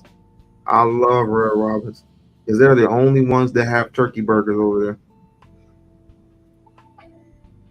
Let's see, we don't have a Red Robin here, but yeah, that's nice. But then you'll figure something out along the way. Sometimes I don't do anything on my birthday. Sometimes I go out to eat, different stuff like that. But I might not do a whole lot. If you were here, there will be a hell of a lot for you to do. It's probably cooking over there. It was, I believe it was 112 today. Really? Yeah. Man, that's hot. I told you, July and August are the two hottest months. Yeah. You're going, and they want me to go into attics. Now, underneath there is hot as hell. Like, we're talking like 2 or like 150. So just imagine working outside, right? And then having to come back inside in the attic to hook up a ventilator system. And then you sweating profusely. So do you have anything that can blow some cold air on you, or how does that work? He'll tell me. He'll tell me. Right now it's 94 degrees. It's 94 degrees out right now. Right now we are 74. But it's not updated. But you know what? And I lied. It was 104. Tomorrow will be 111. Tomorrow will be 111. Thursday, same thing. Friday will be 112. Saturday will be 114. Sunday will be 115. Monday will be 115. Tuesday will be 115. Wednesday will be 113. And Thursday will be 113. So those are your training days. Those are the hot days. Some of them are you have to train on some of those days. Well, he's gonna try me out. He's gonna try me out, and if I fit the bill, depending upon the work, depending upon the rush, depending upon the mental stability of it, because all of it is mental and physical. So we will see. I can't. I got to gear myself up. I can't give up on it. I can't give up, and I don't. I have no choice because this is something that I wanted. This is something that I worked for in school. I didn't take online classes just to not, get into shit. Yeah. I still got to pay for those classes, and I won't cluck from my buck. So, what's the rule? No money, no honey. I would say if you don't have any money, you better get some. Because these trying times, these nation building and revolutionary times, it's more serious than what it's more serious than what some people may think, and so that's why I'm glad that we, there's different places we can get jobs, or we can get our education, get jobs, and also get support in different areas, because you know how it is. We have to, like you said, but hopefully they have something when you go up there. And I was gonna take it somewhere else, but we were probably very hot in those attics when we had to hide in there. We had to be when we had to hide in those attics, and sometimes we had to, you had to be real quiet too. You had to be real quiet and sometimes you would even have to stay in, depending on how big the space was in the attic, you had to stay scrunched up in a position for days. So you can do it. You talking about in the attic? Yeah, and when we were, back in slavery times. Yeah. So we're very, very strong people. I wouldn't say push yourself, further than you can go, but I have a real big issue, right? And I said it last night. And my issue is people who clout chase. Just like when Homeboy, the big buff Negro who came on the balloons and the pop the balloons thingamajiggy. You gotta tell me how to play pop the balloon, because I'm kind of curious. But you have somebody. Well, I'm saying I keep seeing these little memes about it, and people they was popping the balloon game is harsh, and all of a sudden a dude will walk in and people start popping all these balloons. I'm like, what is going on here? It happened. It happened to the same thing. It happened to Homegirl, and when she walked in, everybody popped a balloon. What does that mean when you pop the balloon? That means they're not interested in you. That's all that means. Oh, okay. So that's how. Okay. Yeah. If they're not interested in you, then they ain't gonna waste their time. And then they'll go. And the one thing she asked me, why do they go to the ones that pop that pop their balloons? Why can't they go to the ones that don't have their balloons popped? I don't know. So when you walk into everybody has a balloon that's waiting for a date. So when they do one person at a time, when you walk into the room, the people who don't like you or don't, think you're a good date, they will pop the balloon. Pretty much. That's a lot of like how many people? Okay, I get it more now. But everybody's been talking about it. Her name is if you look it up, her name is Arlette Umani. Arlette Umani. That's her channel. She hosts the event. You know what I'm saying? She created Popping the Balloon. Yeah. So she has both men. She has both men and women up there. Mm-hmm.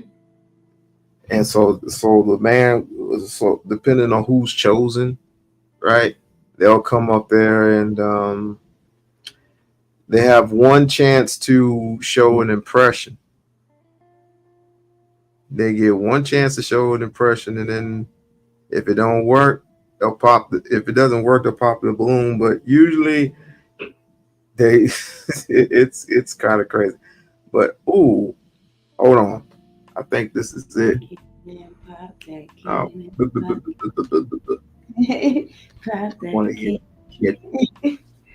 You might like it. I just when the girl, it was funny stuff. Yo, hope y'all had a wonderful weekend or your week going. Answer yourself, man. Keep your hand. Shit, I like a black girl with a pretty smile. What's your ideal type? Dinner date. Huh? Dinner date. What you say? What's your? I'm hungry. I know one of them boys for that black in you. I know somebody. Them purple pleathers on. I ain't even got no. Yeah, he coming out all that. Who was that? And all that black. What type? Like they, I don't know. Like you got, it look like. What the fuck going on? And yeah, let's get to it. Damn.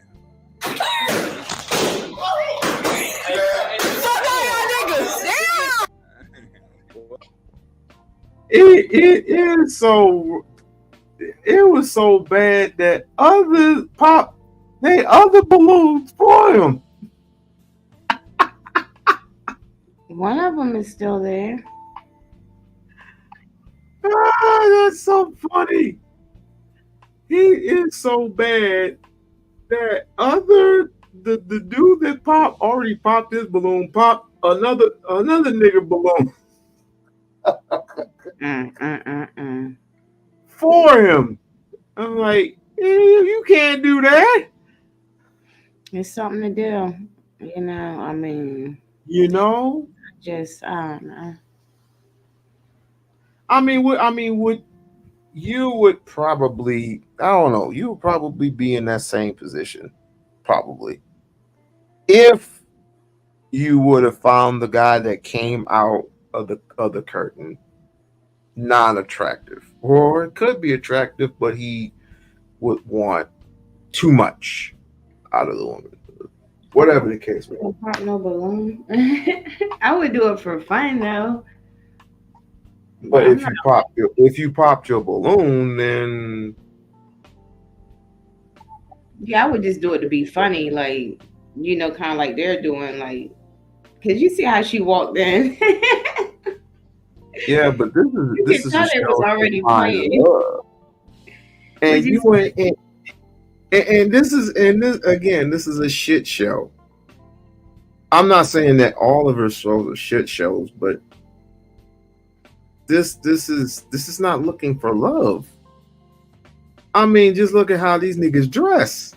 These are some young people, though. I mean, I would bet to say that these people are a little bit younger than you and I.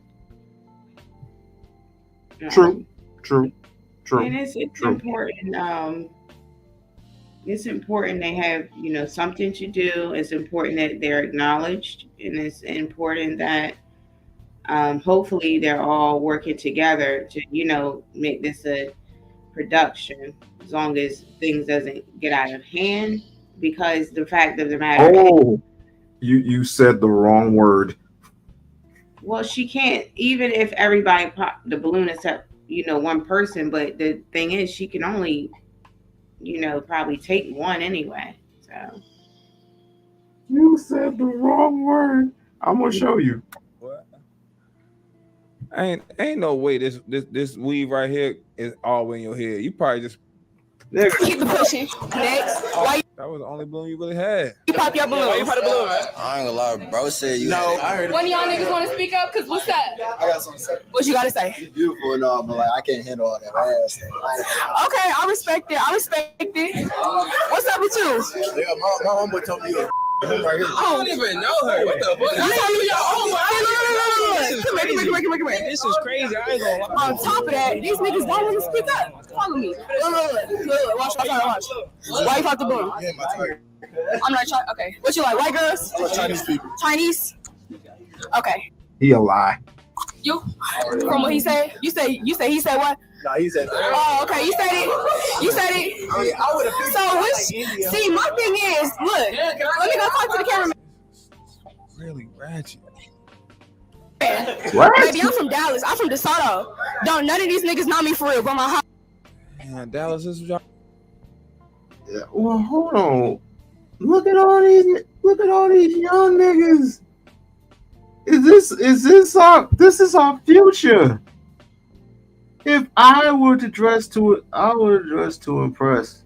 Let me take that They're out here looking for they're like, how can I try? Maybe they just try and get on camera because, because I get for everybody, but she would probably, she seems like she's a cool chick. Like she has a lot of energy. But like I said, there can only be one, and not unless she wants more than one. Okay, Highlander. You? Okay, Highlander. I mean, you because only one. No, because it seems like if with saying stuff like that, what if they have to watch what they say on camera, because you never know what nice woman might be watching, and when you say the wrong thing, like, then they will be like, never mind. Oh, this might be a nice. I guess it goes both ways, don't it? Mm-hmm. But these niggas here. Y'all got going on out there in Dallas? Damn, nah, you not. Wait a minute. You mad because you got that shit Hey, yo. Also, let's go to this funny ass looking nigga right here. She started roasting. So I mean, of course she about to start swinging and acting crazy, but she really popped off all the dramatics. You know what I mean? They was ready. They just popped. She started running up on them boys, and now she kind of doing a roast session. Look at how He like, man, I can't believe she acting like this. Hey, can I say something? Hey, I ain't saying shit. Hey, the only reason that's crazy. I got thrown under the bus real quick. I don't even know these niggas. All right, so look, so there's no match, but it's okay though, man. I mean, it's still a balloon right here. Bro. Oh, he did? Okay. All right. Well, okay, y'all. We out. We gonna get you on the next page. All right, look, so now it's time for the second girl. So second girl, come on up. I just mean tell me after that she came back with vengeance. So I'm Hewitt. Kendall. All right, so look, Kendall, walk on this thing. Damn, Kendall. What are you doing? This nigga stomped on the balloon. These are some immature niggas. These kids are kids compared to us. You can tell we're way older than them, and I know that, but younger than this that's guy. Do they have a license? I bet all of them got licenses. Well, I probably got kids at their age. True. Very true. Yeah, honey, and yours is on the way. You older than me. Mine's is on the way. Yeah, yours is on the way to being, 18, 21. Oh, my oldest is 13, but almost. But it's time. It flies. It flies. Yeah, time is doesn't it? But yeah. Damn, killer. Little knock knee right here look like Zay Flowers a little bit. That bit look like Murphy had to open his ass. I feel like it. He's just let why you popping other people's balloon, bro? Just vibe, bro. He is really just working. Vibe. Damn. Hey, you can't even vibe. Shit. I ain't bought that was bro. I need a new balloon. I like Indian hoes. Can we get on him? Like, bro, are you hating? Are you hating? You dry? No, you dry hating. All right, why you pop the balloon, bro? See, look, I ain't even pop my balloon, but you know. Thank you. She look like she could be gang, like we could be friends on some shit like that. He's still trying to pop the balloon. Like, it be just like this. That'd be up there. That you need to have that running around to the front. Why you pop the balloon, man? I don't do that shit. I don't like all this. This should turn on. Okay. Oh. All right, so look, man. Like, what is? You don't know, then you. All right, so this a match? It's a match. All right, baby. So this the first match, man. All right, y'all go walk off. Hi guys, it's Raven. No. Raven, M.Raven on Instagram and RAYLANAE on YouTube. Oh, perfect match. Number 3. You brave for coming up on here, but What y'all thinking?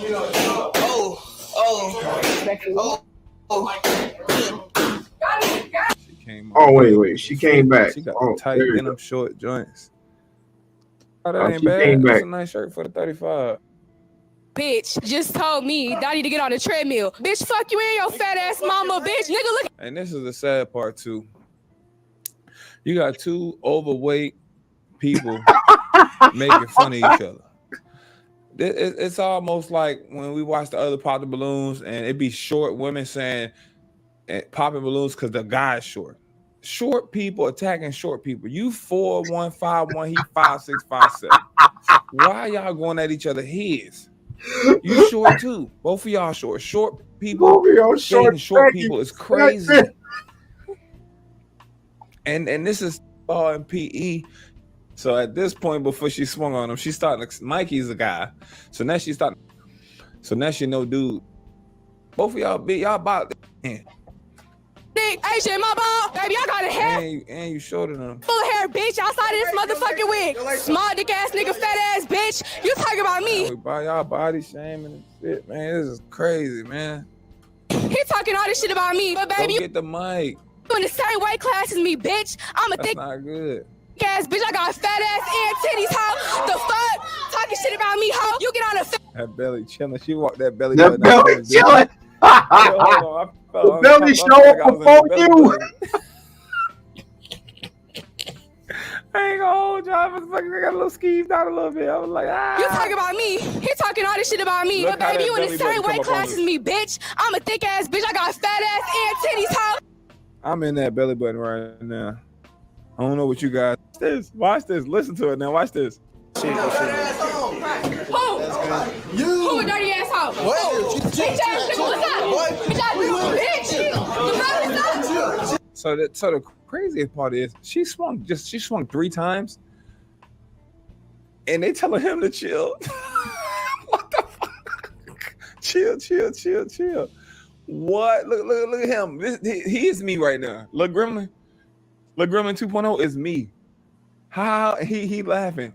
How y'all telling this man to chill and she just ran up? This shit. Who a dirty asshole? What? Bitch ass nigga, what's up? This is what they be saying. And what's amazing is some dude said that he would really swing on her if that was him per se. Well, I'm like, and listen, maybe if you swing on a woman, and 9 times out of 10, if it gets reported or seen, you gonna get locked up. Yeah, but I don't care. If it's worth it to them, then you know. But my question is, if she swung first, but he swung at her and hit and connected, do both of them go to jail? Or does she go to jail, or does he go to jail? Well, that would be my question. And you have to ask yourself, you know, are men born stronger than women? In most cases, yes, because because of our makeup. Oh, so that's how. So you can have a big woman and you can have a small male. He's going to physically be able to. Yeah, and so that's one thing I don't understand about these men. Like, if I was a dude, I would try to I might try to restrain, but I don't like about a full hit or nothing like that, because a lot of people may not understand that most of the time, you know, the way that men are made, the difference between men and women is that men's actually are physically stronger. So, but you know, that does ring true. I've seen too many big girls wail up on little niggas. I've seen it. Well, maybe because they let them. They might be like, you know. Oh no! These girls were too big. These girls were way too big, and it's weight. If I'm 240 ish. Well, I'm a woman. If I was a dude, I wouldn't fight a woman because of my pride. I wouldn't fight a woman. You wouldn't fight a woman if I was a dude, because I know the type of woman I am. Oh, I was about to say, you wouldn't fight a woman, and you're a woman. But okay, right, and I get it. Yeah, I get that. So I wouldn't suggest that be a good idea for, you know, a man to do, especially if they can avoid it. I would walk out of it. You know? I mean, that would be the right thing to do. That would definitely be the right thing to do. However, push comes to shove, you know, you got to do what you got to do. And I always say, it's like, if someone is bothering you, or someone's stalking you, or someone is trying to rape you or something like that, then you have to do what you have to do. And you have to call the police too. Yeah, I would say kick the shit out of his nuts and go run and call the police. Yeah, just so you can get like have it reported, get it, you know. And the same thing for men. If you have to, you know, you may have to get a restraining order, or you may have to call the police, because you don't want to be in position to where you're going to, you know, end up hurting someone. Yep. But I don't know about these.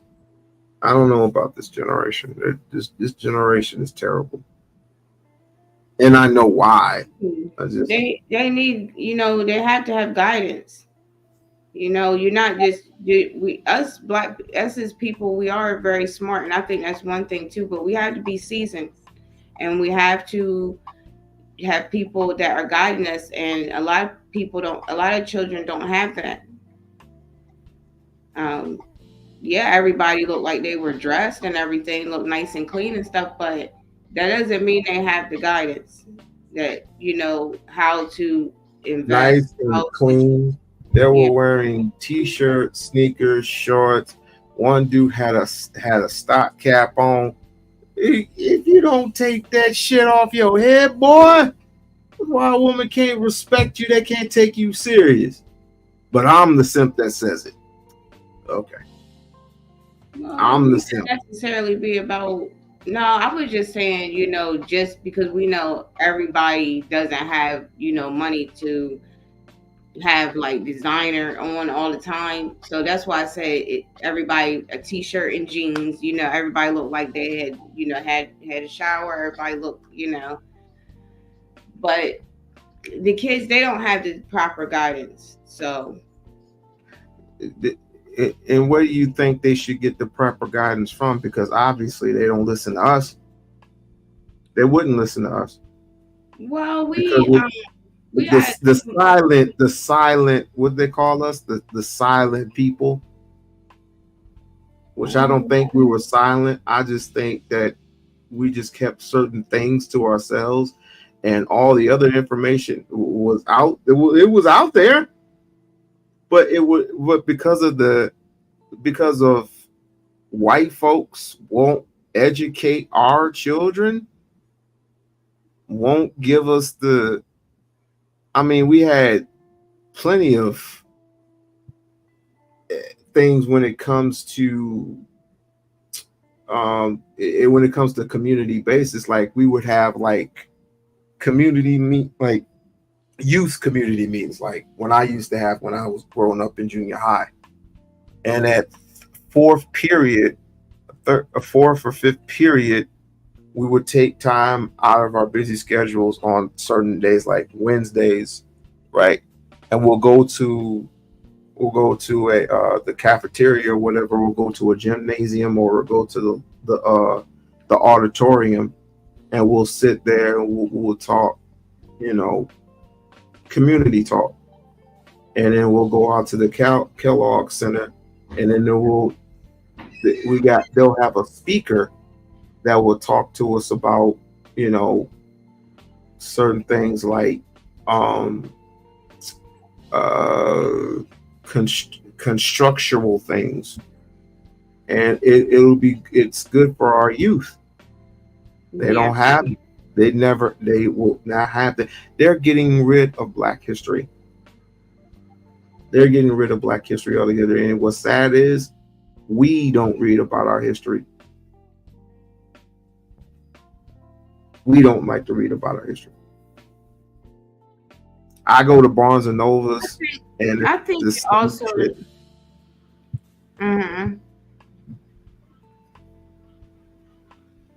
Oh yeah, he's fine, by the way.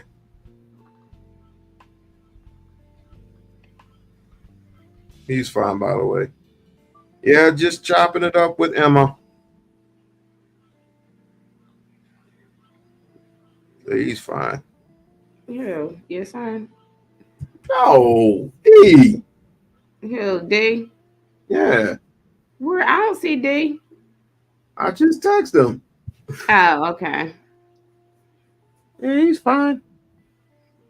Speaking of son, that boy, he's gonna be glad he's gonna be coming back here. He can't stand. He used to be so animated about going back to Michigan.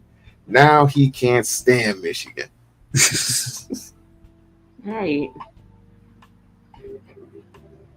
I mean, because even there, like I said, oh yeah, I agree with what you were saying earlier about the guidance, like how they need like more program, just to get the kids involved in programs and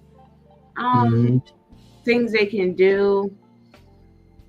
And also, they can have people sit down and talk to them, just what you were talking about. I think that would be a good thing to bring back. And what we can do, we can fine tune it,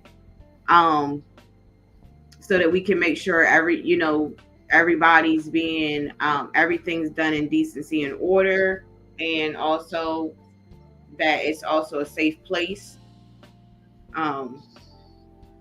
because I think a lot of organizations may mean well, and then over time, you know, it goes to a place like you said where kids don't want to go. And just need a healthy balance. Yeah, well, will they listen? Oh, that's what it was coming to me when you said they teach you some Black history, but I think we need to go also in depth, like we were saying earlier, with our own teachings. And also I think there were like after school programs in the cities and stuff. But the main thing is that what we need to do as, you know, the older people is make sure that they're in a safe space where they can learn. Not in a space where people are trying to exchange this and that for information, because people was doing it in the conscious community too. They're making these kids feel like, you know, they're in a safe place. You're with other African people. Next thing you know, inappropriate stuff going on. So we need to do it, and we need to really mean it and be serious about it, like so many people are. A lot of people who have programs for children don't get acknowledged speaking. So they have, you know, different stuff going on. Yep. Yeah. Yeah. I don't mind it as long as you're willing to listen.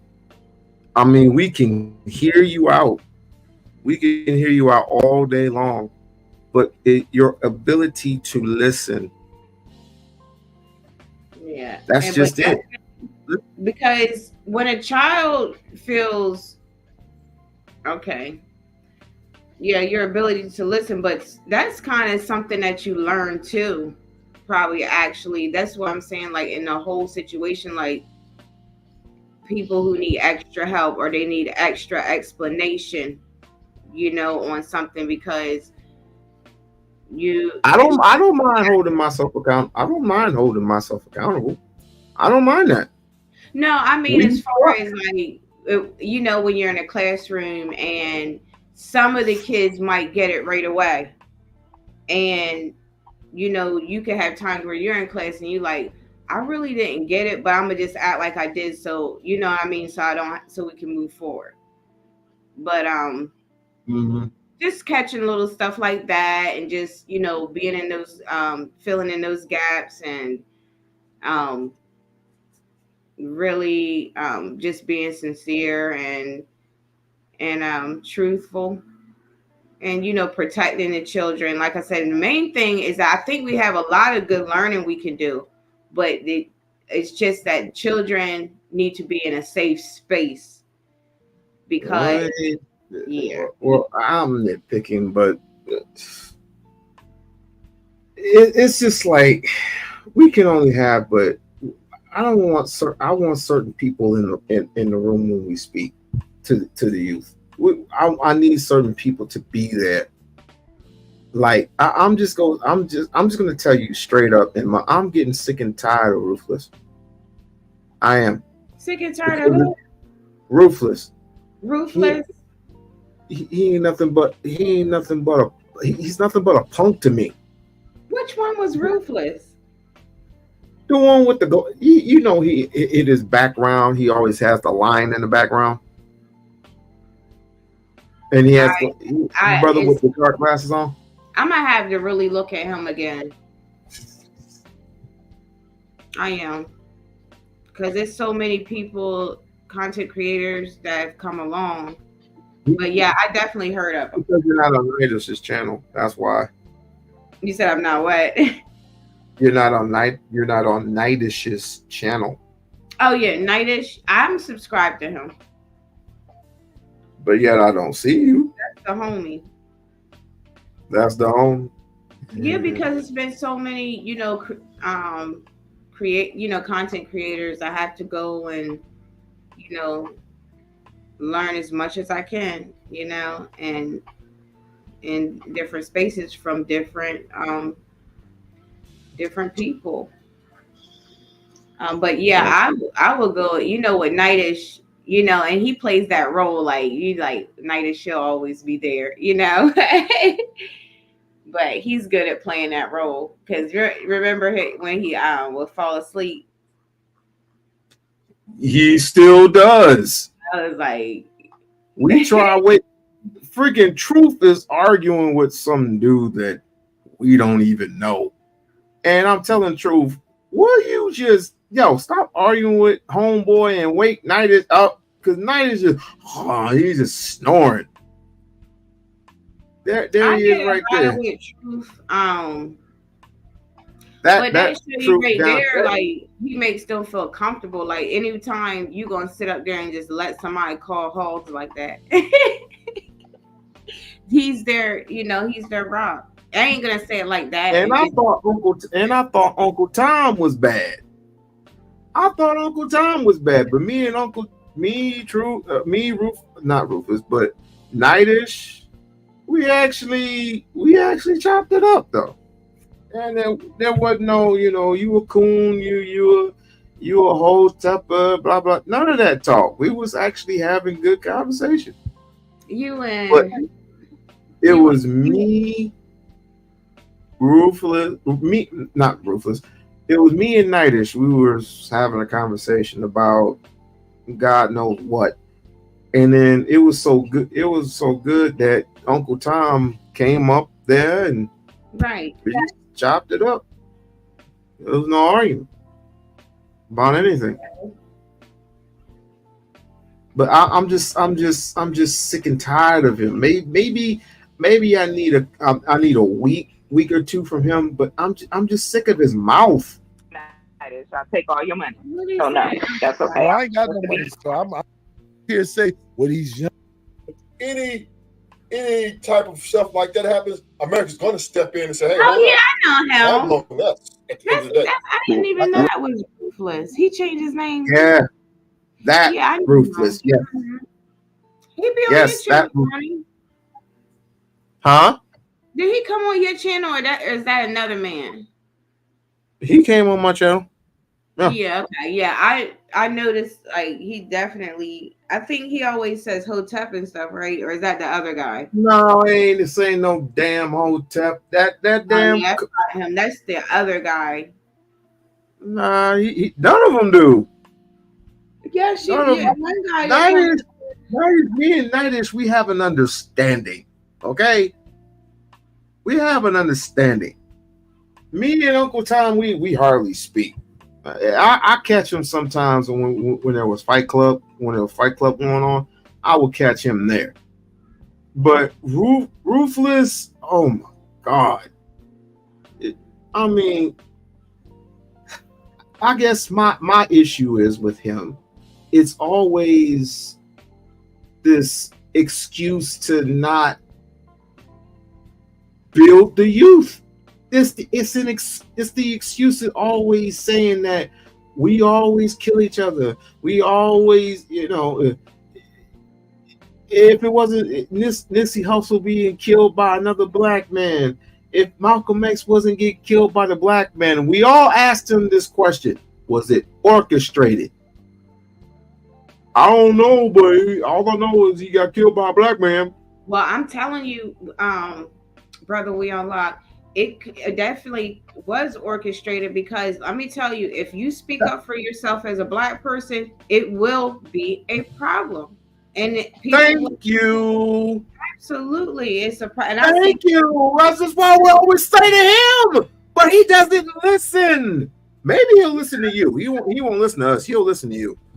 Because somewhere when people don't, as a black person, when you don't speak up for yourself, it's probably because you think that there's going to be some type of consequence behind it, because for yourself, even with some people who may not be developed all the way, if you as a black person say something to them, and or you speak up for yourself, it will be a problem. Yeah. You won't be like and Nipsey was cool with the streets, even though he was affiliated. He was cool with the streets, and he was cool with what he was doing, and he was just being him, just selling merch, giving back to the youth. And someone smoked him for what? Now here's the trippy part. I never knew about Nipsey Hussle until he got murdered. None never knew of Nipsey. It's just like these rappers come out the blue. But why did you know Martin Luther King and Malcolm X? We all know about Martin Luther King and Malcolm X. We were taught about Martin Luther King and Malcolm X when we were littler. I'm saying that these rappers come out and they are independent. They are so independent because they don't particularly sign whack ass contracts. They're totally independent. They sell shit out the back of their trunk. And Nipsey made a name for himself along with others. And it's like, you know who he said who the coldest rapper was? He said the coldest rapper was E Black. What the hell was going on? Who said that? I said, fucking Ruthless. He's like, these people sell. These people sell. I was like, you know why? Because people have given up on hip hop. Hip hop is just a name. It's just a name. It's a product. But if it was hip hop is different than rap music. Rap music is just a bunch of mumbling ass, trick ass Negroes. Oh, I forgot and the girls too. And the girls too. But hip hop had a meaning behind it. And we were talking, and then we said this. We agreed that Tupac was the biggest influencer in hip hop and still to this very day. Still to this very day. People still play his music to this very day. Right? Even white folks analyze him and be bold enough to tattoo Thug Life on their chest or on their stomach or whatever. Because he was just as a revolutionary as his mother. Name one person who had in the hip hop community or in the rap community that had more of an influence than Tupac. But this time it's going to take more than that because it's like you said, nothing wrong with rapping and stuff. And I'm not going to fight you on that at all. If you like Tupac, great. But we got, and even Tupac will probably be happy to hear me say this, but we're going to have to take it a step further. And by actually, taking the messages and fine tuning, we don't have to change, his message, but and fine tuning and doing something greater. No, yes, I was gonna say that. Take his message and make it something greater. Correct. And how you would do that, you got to spread word and you have to be about that message. No more, no less. Charleston White is disqualified. He's nothing but a spy. I would not allow him or to be anybody else's circle that I know anyway of spreading his BS. But people, let him think about the way he thinks and let him. You know what? I was just gonna say that.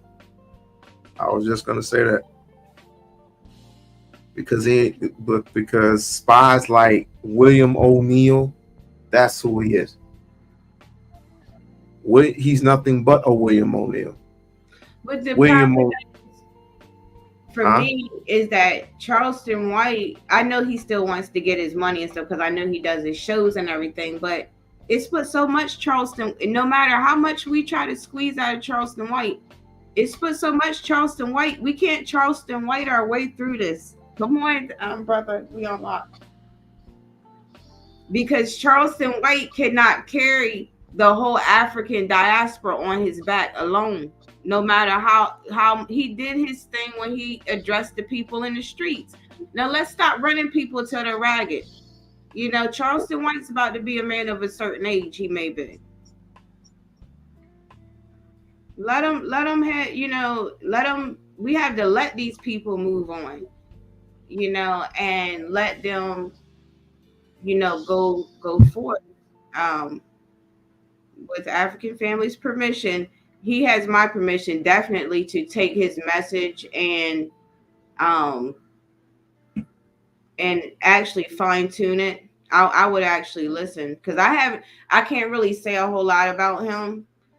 But you actually sit down and actually if he would take his mindset, in which I can't ask him to do this, but if he were to do that, I would listen. You know why? Because Charleston White cannot do everything that needs to be done, and that's why we have, like, you know, you talking to people, you with the guys, you have the ladies talking, because we know no matter how many mistakes Charleston White makes,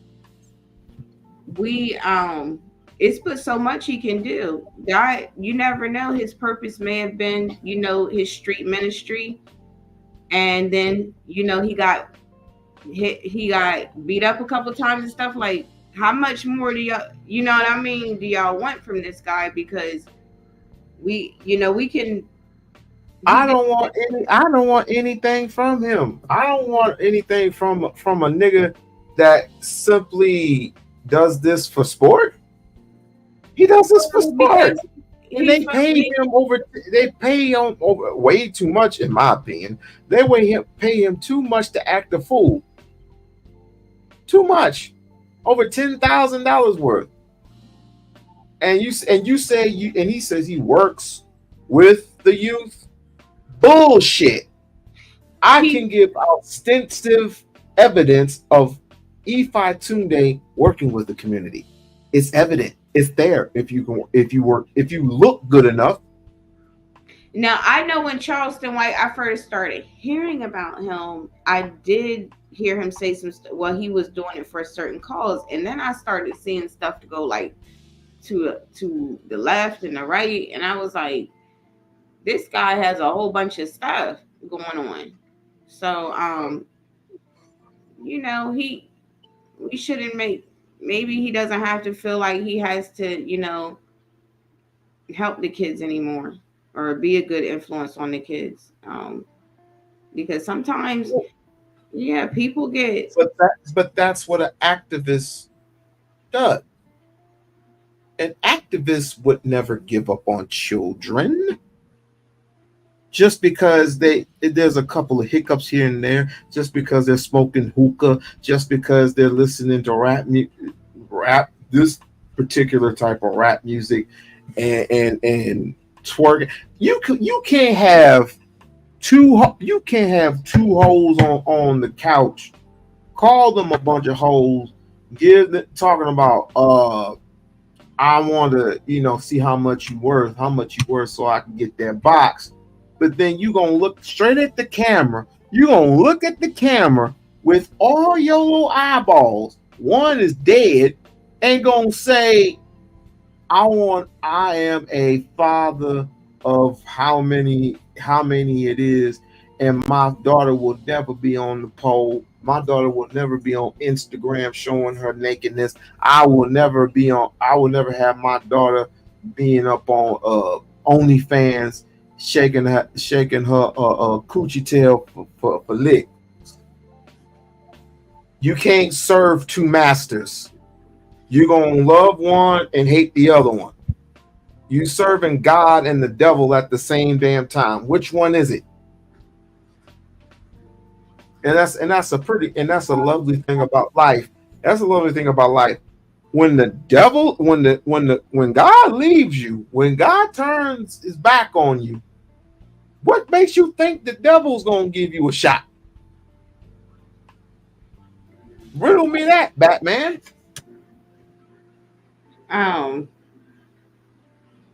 So yeah, I mean,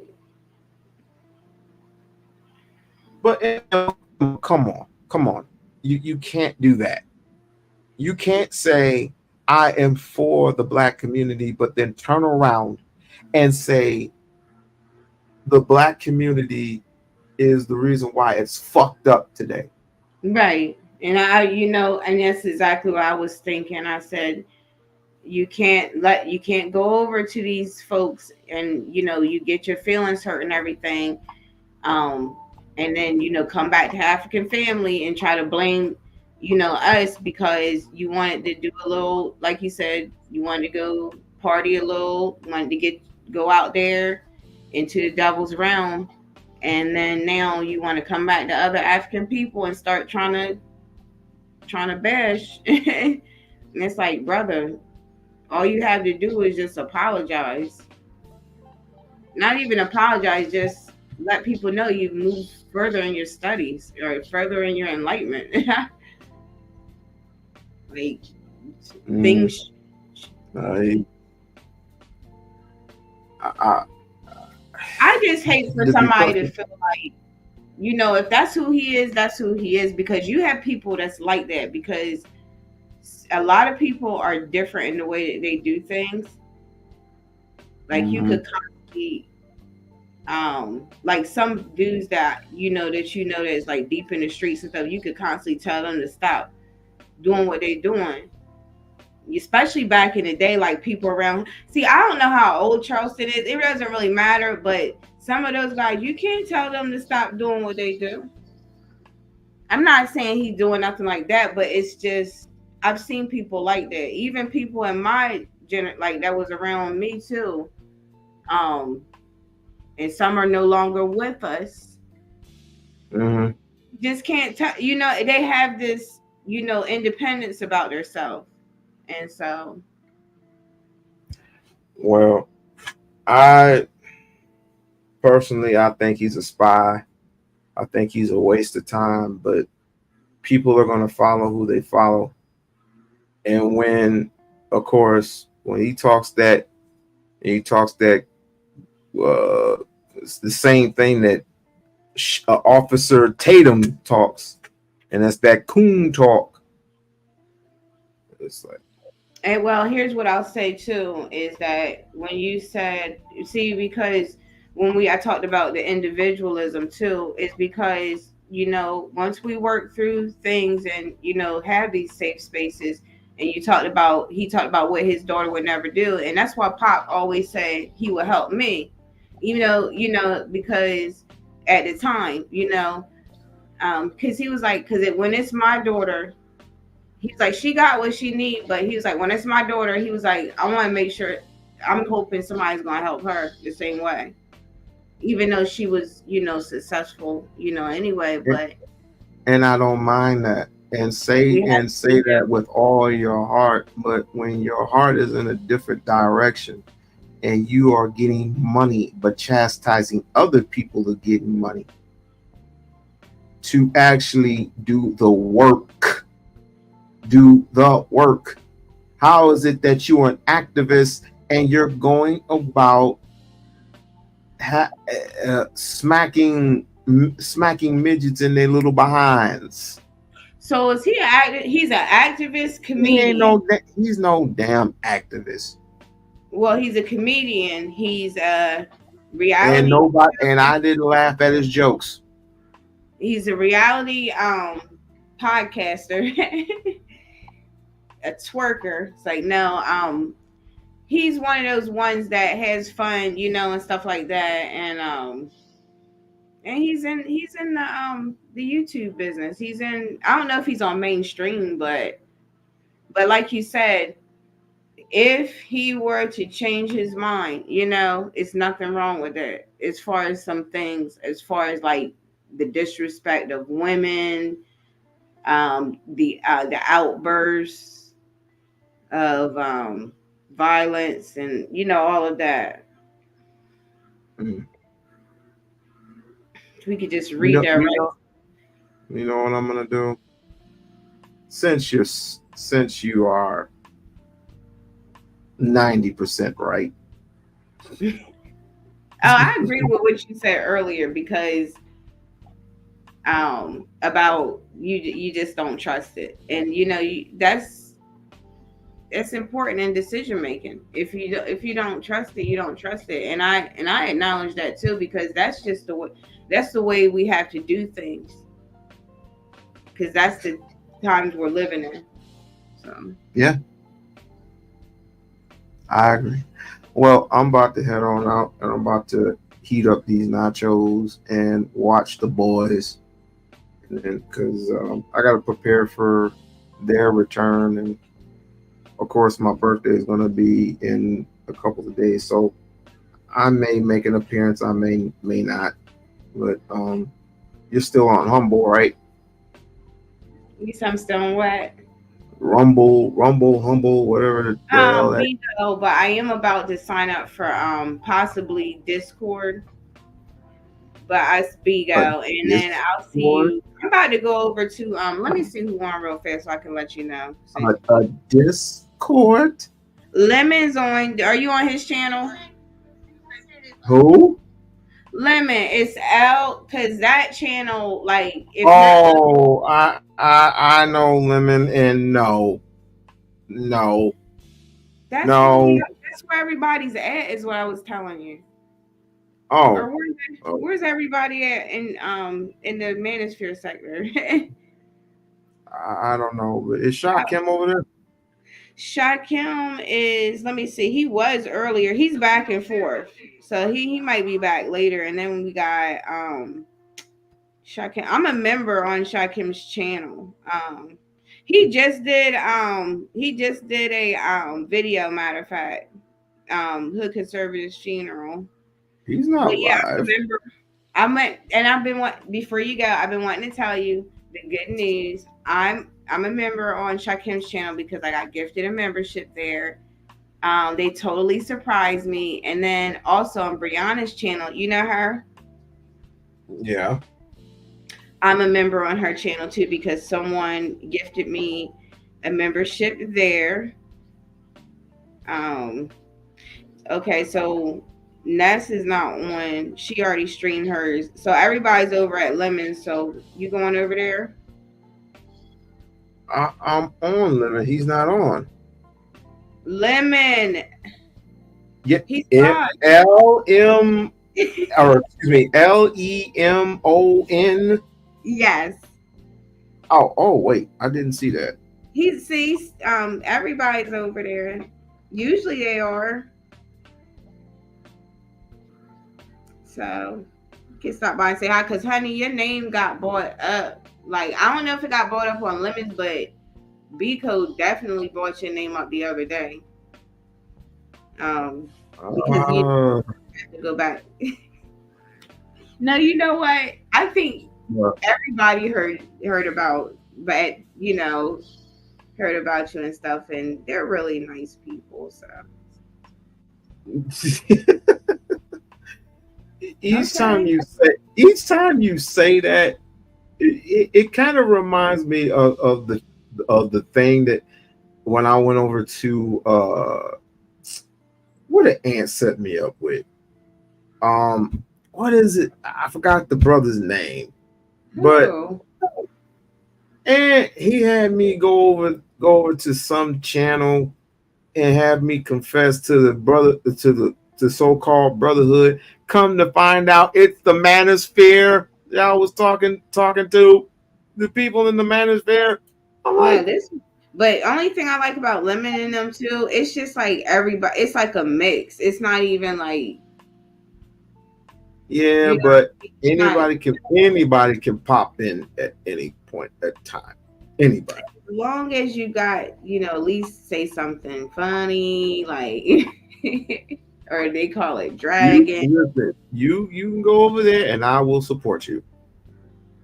Lemon knows who I am anyway, because He doesn't know who I am, but the sector, he knows people in the sector already anyway. So he already, you can support me, but also, well, who's on your side that you know? Who's on? Trish, she's not on. Freaking Nightish, what is Nightish that? I'm subscribed to him. I don't see him on. Oh, he's not on. Well, he'll be on later on tonight. All right, and y'all motherfuckers catch the replay. I'm gonna go ahead and, like I said, warm up these damn nachos and these damn beans, and I'm gonna go to town. I know you are too. Woo! Because I got to get mentally prepared for Friday. Yeah. It's gonna be a hot day. Jesus Christ. Luckily, I don't have to do this shit on the weekends though. Monday through Friday, 8 hours a day. Sheesh. 10 hour, sometimes 10. Actually, it's a 10-hour day. Okay. So I had to go home, take a shower. Automatically, I'm in bed. Yeah. Automatically. Yeah, there's nothing wrong with that.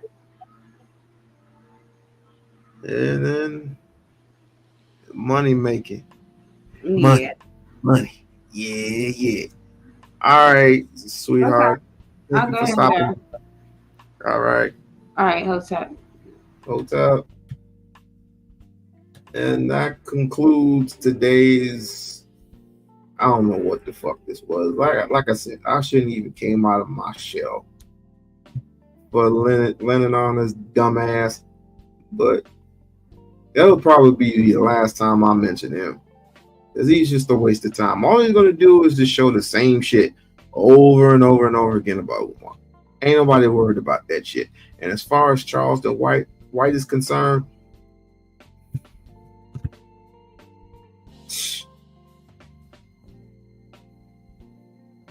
he's a clown. A character, a clown, all that in a bag of chips. But like I said, I'm fucking hungry. I done streamed for damn near 3 hours. Time for me to go to town on these goddamn chips and do